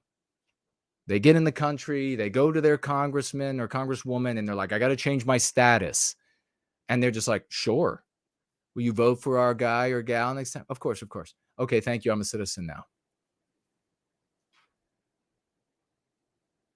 We have Tamara financially gifting another $3. And she has some champagne flutes emojis. Thank you so much for that. Coming in here with a $3 financial gift on top of the first with some champagne flutes, clinking them together for this huge success. I want you all, honestly, we're going to listen to, in just a moment, I'm not going anywhere, but we're going to listen in just a moment to, oh, Jesus, almost 9, to some of Andrei Moissejev's magnificent piece. So stick around. But how many of you honestly thought, just looking back, you found out about no white guilt, you found out about the Go Free method. Did you think days like this would come where 3 million people would be reached like this with concepts from it? That public intellectuals like this, Dr. Carol Swain, the top of the career, that she would be like, yeah, of a different race. Yep, this is anti-whiteism. Honestly, it's amazing. It's totally amazing. And now you can know all these other misleaders and miscontent producers for what they are. They claim to care about white people, but somebody with this much success, a community with this much success, and it's crickets. All right. Let me take a look here. I want to get some calls, so we might have to push these from the glossary, biospiritual incompatibility and politically correct. We'll have to push those to the MP politically correct, push those to next week. And for our announcements, big first announcement is that there will not be a going free on this coming Sunday. I will be at the conference. There will be no going free this coming Sunday. There will probably be a roll-in over the course of the week. But when people ask, or they're like, what's going on? I am at a conference. I'm away. There will be no going free this coming Sunday, but I will probably do a roll-in during the week. And it'll be totally awesome, as it's always awesome. I do want to talk about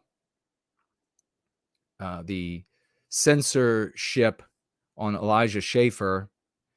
We've got 2 pieces of mail. Actually, let me just grab them. Let's get into the mailbag quickly because it's wonderful.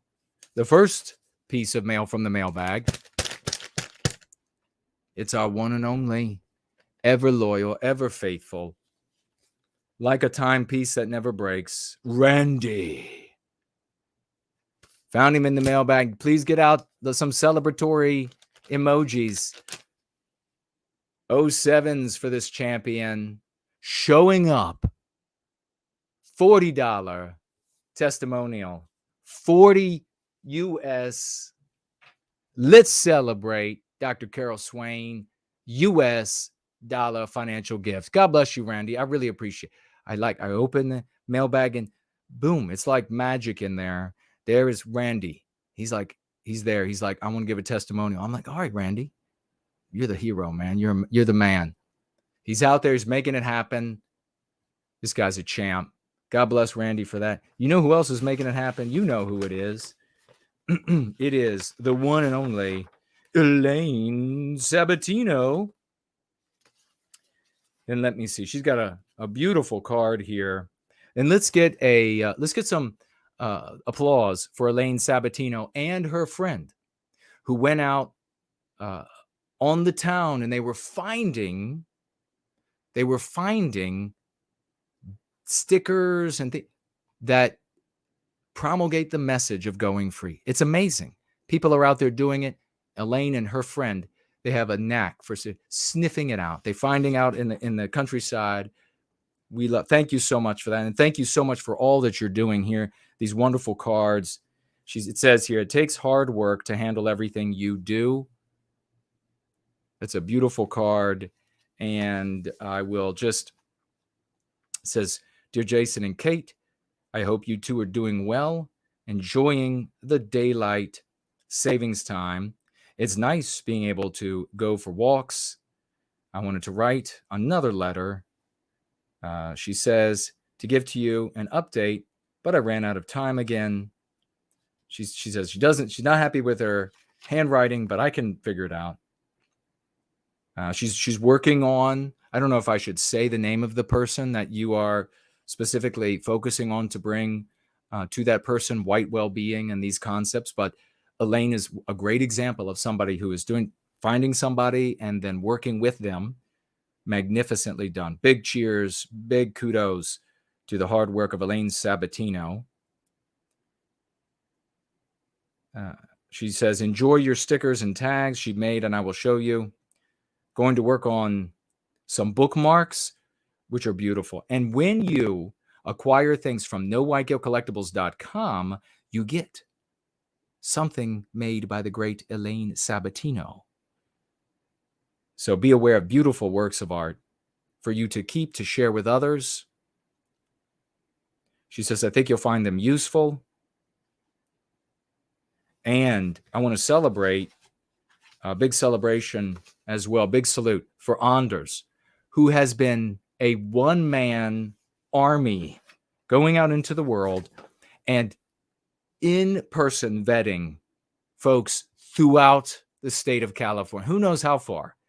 It's amazing. This is what love engenders. God bless you, Anders.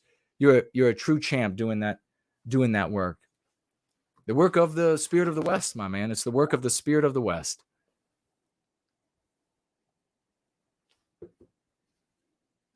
I'll have to check out. Mr. Bloom is with us, the great hero. I wanted to also share this. I don't know if I shared it before.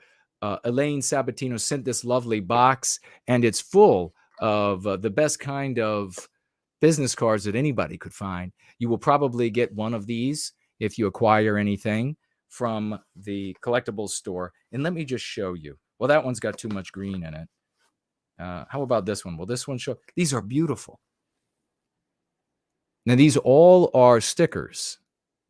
They can be found on things where it's permissible to put stickers. And she makes these by hand. Now, of course, there's going to be a lot of Irish stuff in here, so there's a lot of green. We got to be careful with that. Look at that. I mean, these are works of art. It's wonderful. God bless you, Elaine. Thank you so much. And it enriches people's lives when they see something. When they see something that has clearly required human effort and attention and care, we call this love, to create it. It has a lot of meaning. It's sort of charged with meaning. Whether the charge is actually measurable in the item or not, or measurable by tools of measurement in the future or not, it ends up working that way for the recipient. You can just tell. And so we deeply appreciate that, enriching people's lives, spreading love, hope, and redemption of the Go Free method to as many as we can, while we can, before the polyp army, the crutch cult, causes more laws to be created to victimize us. So God bless you, sister. I guess I'll go ahead and mention quickly that specifically, and this is upsetting, that Little Miss Kate and me are both being censored by anti-whites. I want you to think about that. And we've seen this now numerous times, but to talk about the most recent, with the interview with Elijah, both Kate wrote this beautiful testimonial that was in the thread, and I've seen it in the thread from her account. It's not visible to anyone else. My standalone comment is not visible to anyone else. When you're looking at what's happening with your accounts or with over there on Elijah specifically, make sure that when you do click that you like something or you leave a comment, make sure it's still there when you go back. If you can look from another, like if you start incognito on Chrome or something, you can have a look to see if it's there on your end. But there is a lot of censorship, but specifically think about the Stasi-like effort here of psychological warfare they gave, and this is what they do, and Elaine Sabatino has some of the same shenanigans. They gave Little Miss Kate a like to make it appear that others can see that community there just doesn't like you, Kate. This is clearly psychological warfare.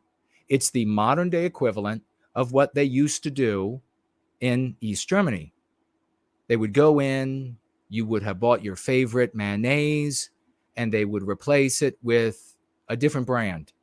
And then you would question, how did I see my mayonnaise when it was really this mayonnaise? And they would add a fish to the fish tank, and they would take a fish away. They did a lot of things. They would move things around in your home while you were gone. That is psychological warfare, to make you think you're crazy, to disrupt, to cause fights over anything. The anti-whites understand this when it comes to your comments, and please share widely. We have to have a measure of maturity here. When we see that a comment of ours has disappeared, or if it only got a couple likes, do not conclude that no one likes you in the community. No one likes your comments. No one likes what you have to say. This, my friends, is psychological warfare that is deliberately, in my opinion, I could be wrong, deliberately targeting us to break down the community, to make you feel unwanted, to spread rumors about each other, to go out into the greater white sympathetic sphere and spread rumors about us. You need to have patience and understand. You need to be mature that we are being subjected to psychological warfare. Now, whether it's the governments, or whether it is a government, or whether it is individuals, or what, who knows? It's happening, in my opinion. So don't allow this sort of stuff to convince you of something negative about your participation, other people in the community, whatever it is. Every time something comes up, we are going to need to take second, third, fourth, fifth, 10th looks at things before you conclude, okay, that's real. That's real, and it's a problem.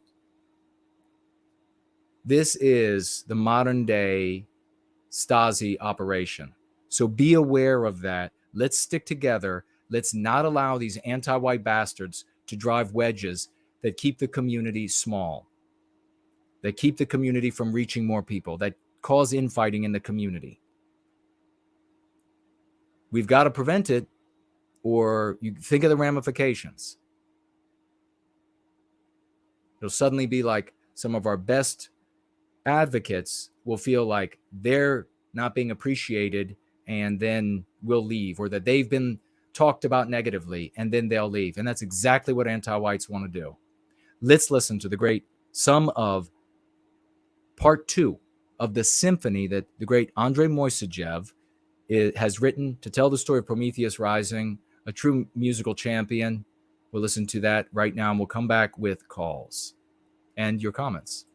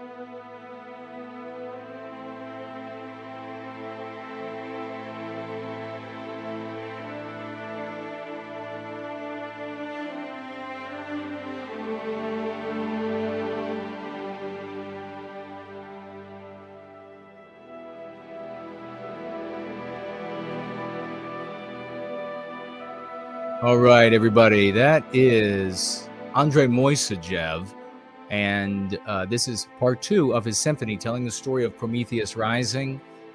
It's truly beautiful. This is like a symphony equivalent to Lord of the Rings, Star Wars. I mean, it's just bigger. It's truly epic. You can head on over to his, if we have his channel, and you listen to the rest of this, please support him, please follow. And we're going to pull it down here.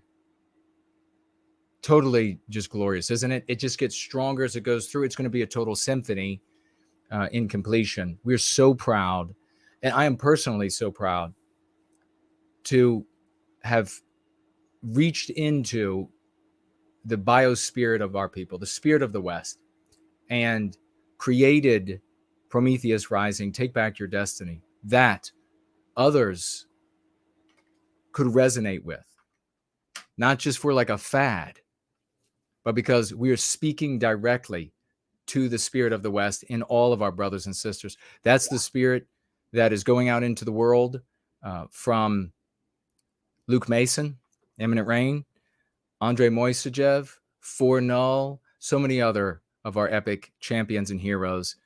First, last, God bless every single one of them. We had our first caller is going to be, I think, WordConqueror. And I will call you in just a moment. And then, of course, Mr. V, because we are running out of time. And we'll get to your comments that I've collected, I guess, on the roll-in. We had Mr. Bloom message us, and he wanted us to know that although he and our great Richard Wagner, remember our Richard Wagner and those beautiful pieces that he made and we played? I mean, talk about musical genius, right? That they are still watching, they're still supporting, and they wanted to say attaboy for the appearance on Slightly Offensive. They loved it, they went well, and they hope that there will be more, and so do we. God bless you. It's great hearing from you, brother. I really appreciate it. We have, we will give 7 minutes to WordConqueror. 7 minutes, my friend, to you for a conversation, and we will make that call right now.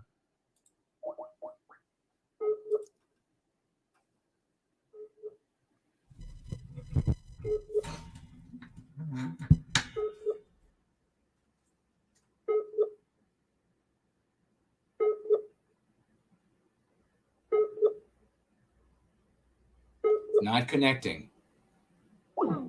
All right, WordConqueror, if you are able to call me, I will check quickly to make sure we haven't. Nope, no new financial gifts on Entropy. Durable Moment is at the top of the list, looking fabulous as he always is. And okay, we still didn't miss anybody over there. That's good. Let me check here. Okay, we didn't miss anybody there. I haven't heard the phone ring. Have you? Is it not working? WordConqueror, are you there? We're going to go ahead and go with the call to Mr. V, and then we will go to you. If we'll give Mr. V 7 minutes, we'll see how much time we have left.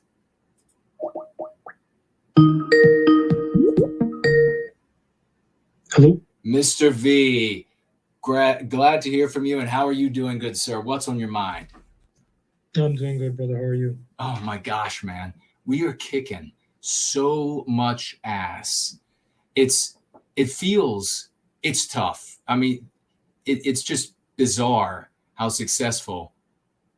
It's just like one thing after another. And the feeling is almost just alien because it just doesn't happen in the white sympathetic sphere that way. But I love it. I really love it. Yeah, it doesn't. And everything that people think is a step forward is usually 2 steps back. Yeah. You know, and it's amazing because you've laid it out using logic and evidence so many times and so well. I guess people just can't read or they can't listen. You know, it's mind-blowing. There is a very amateurish attitude towards surveying white well-being, which is why the professionalism you've brought in was so necessary. Taking it seriously, measuring it, you know, going by results.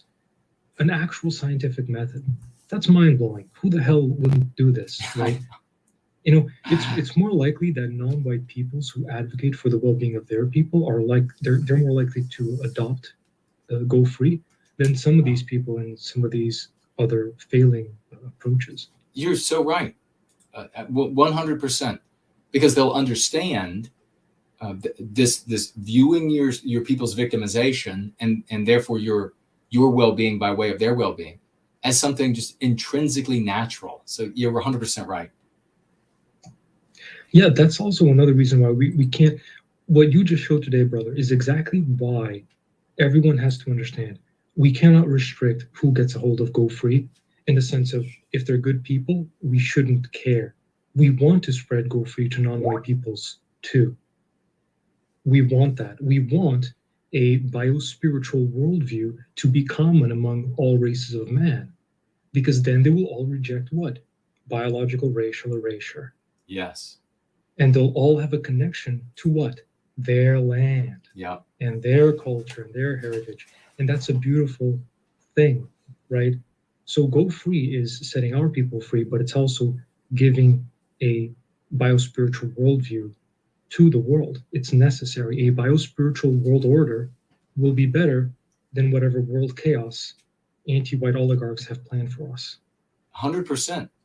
You're absolutely speaking beauty from the spirit of the West.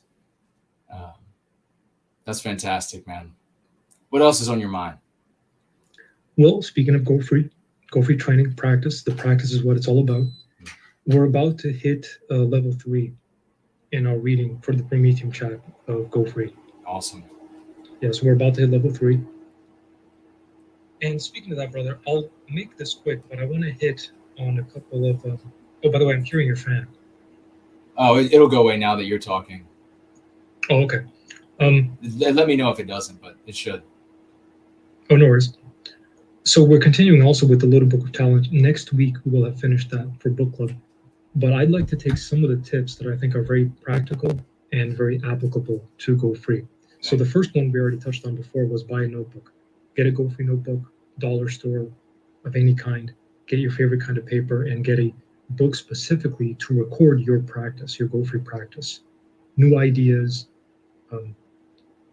things that you're trying to reach for, marks of skill, sources, etc. Next is break down every move into chunks, right? And you do the same thing when you're reading. You don't just, grab the book and instantly read it all in one go. Right. You actually want to break it down. That's much better. To read a bit, let your brain absorb it, and then return to it.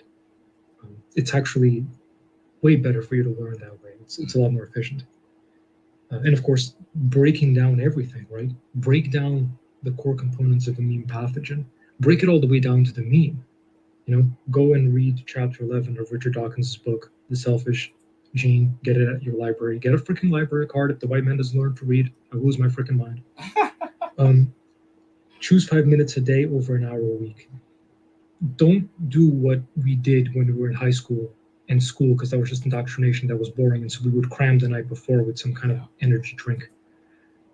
Do 5 to 10 minutes of the practice a day, even 15, right? That's much better than 1 hour. Okay, I'm going to do it 1 hour out of the week. Make it consistent. Get yourself a timer. That's a great investment, and do a little bit of training every single day. Next one is practice alone. It's great to practice with people, but you have to be working at meme pathogens like they're little problems. Yeah. You have to be solving them, right? Like they're little math problems that you got to solve. So spend time practicing alone and really thinking, what does it mean to align with the archetype of Western kind, right? Really think about that. Pay attention immediately after you make a mistake. You're, talking to some anti-white in person or online, you make a mistake. Pay attention. Don't beat yourself up. I should have said that. Don't stop, pause, and then think, okay, what's the mistake there? And now I got to think about correcting it. So immediately after you make a mistake with an anti-white, don't waste time beating yourself up. Just move in to think about what you need to do to correct it. Good point. Next one is slow it down, even slower than you think. So slow down.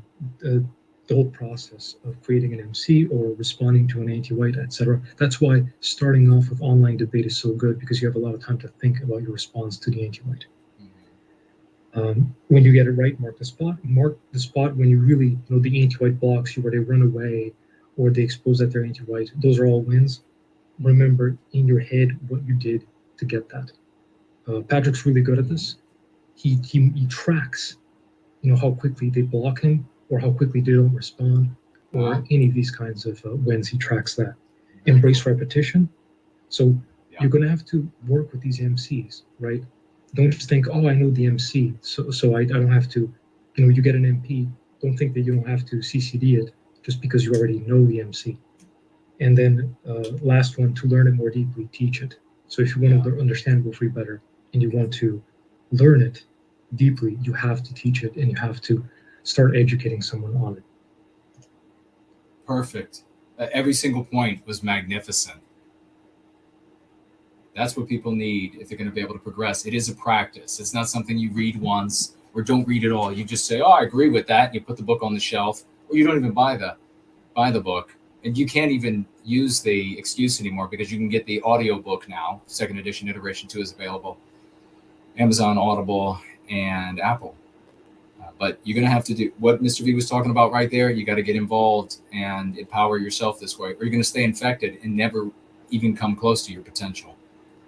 Final thoughts, brother? Do the practice. Perfect practice makes perfect. Promethean Hails, brother. Thank you for everything you do. Oh my gosh. Promethean Hails to you, true champion. We love you. Take care, brother. All right. Ciao for now. Bye-bye. Man, Mr. V is something. All right. We're going to reach out to WordConqueror. He has exactly 6.5 minutes. 6 minutes.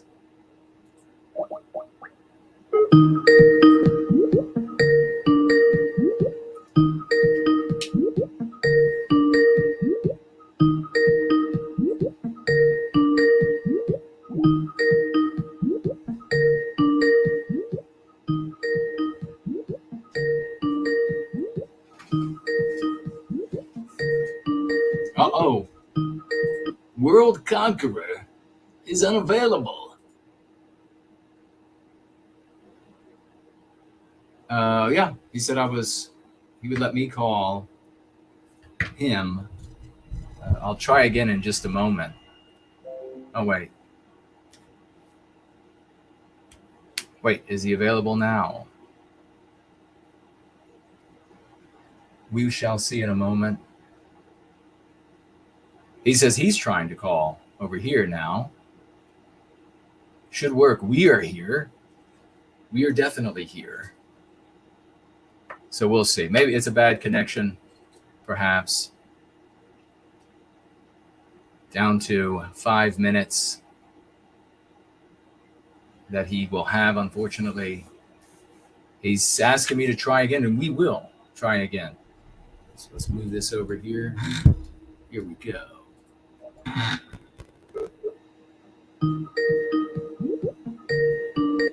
Oh, did it work? Hello? Hey, brother. I'm afraid you're down to 5 minutes now, but the mic is yours. What's on your mind? Good to hear from you. Okay.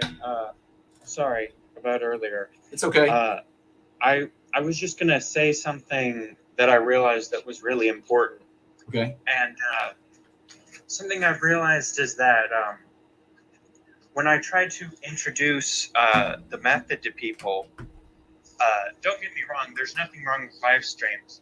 Live streams are great, but I think what I was going to say is that something our community needs to do, something I should probably try to do as well as others in the future, is also make shorter videos. And the reason is because whenever I try to share a video, proving a point about anti-whiteism, something people will say is, oh, I'm not going to watch a 4.5 hour, they'll make some snide remark or whatever.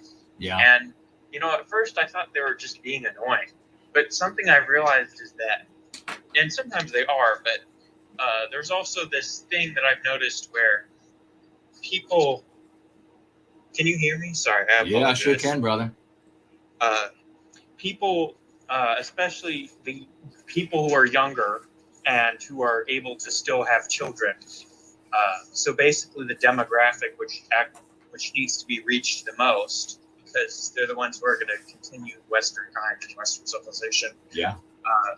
Have the shortest attention span imaginable compared to people throughout most of human history. Yeah. And like, I remember, I don't know how credible this was, but I remember reading something that our attention span on average in the United States, or maybe just the West in general, was somewhere around that of a goldfish. Oh boy. And yeah. And so what I was going to say is, I think one thing we need to do in the future is make shorter videos. And then I also had this other idea, which sounds stupid, but it might actually work. And I thought it was an experiment that might work, but sounds kind of stupid. And at first, until I thought about it a little bit more, and it might be, it might not.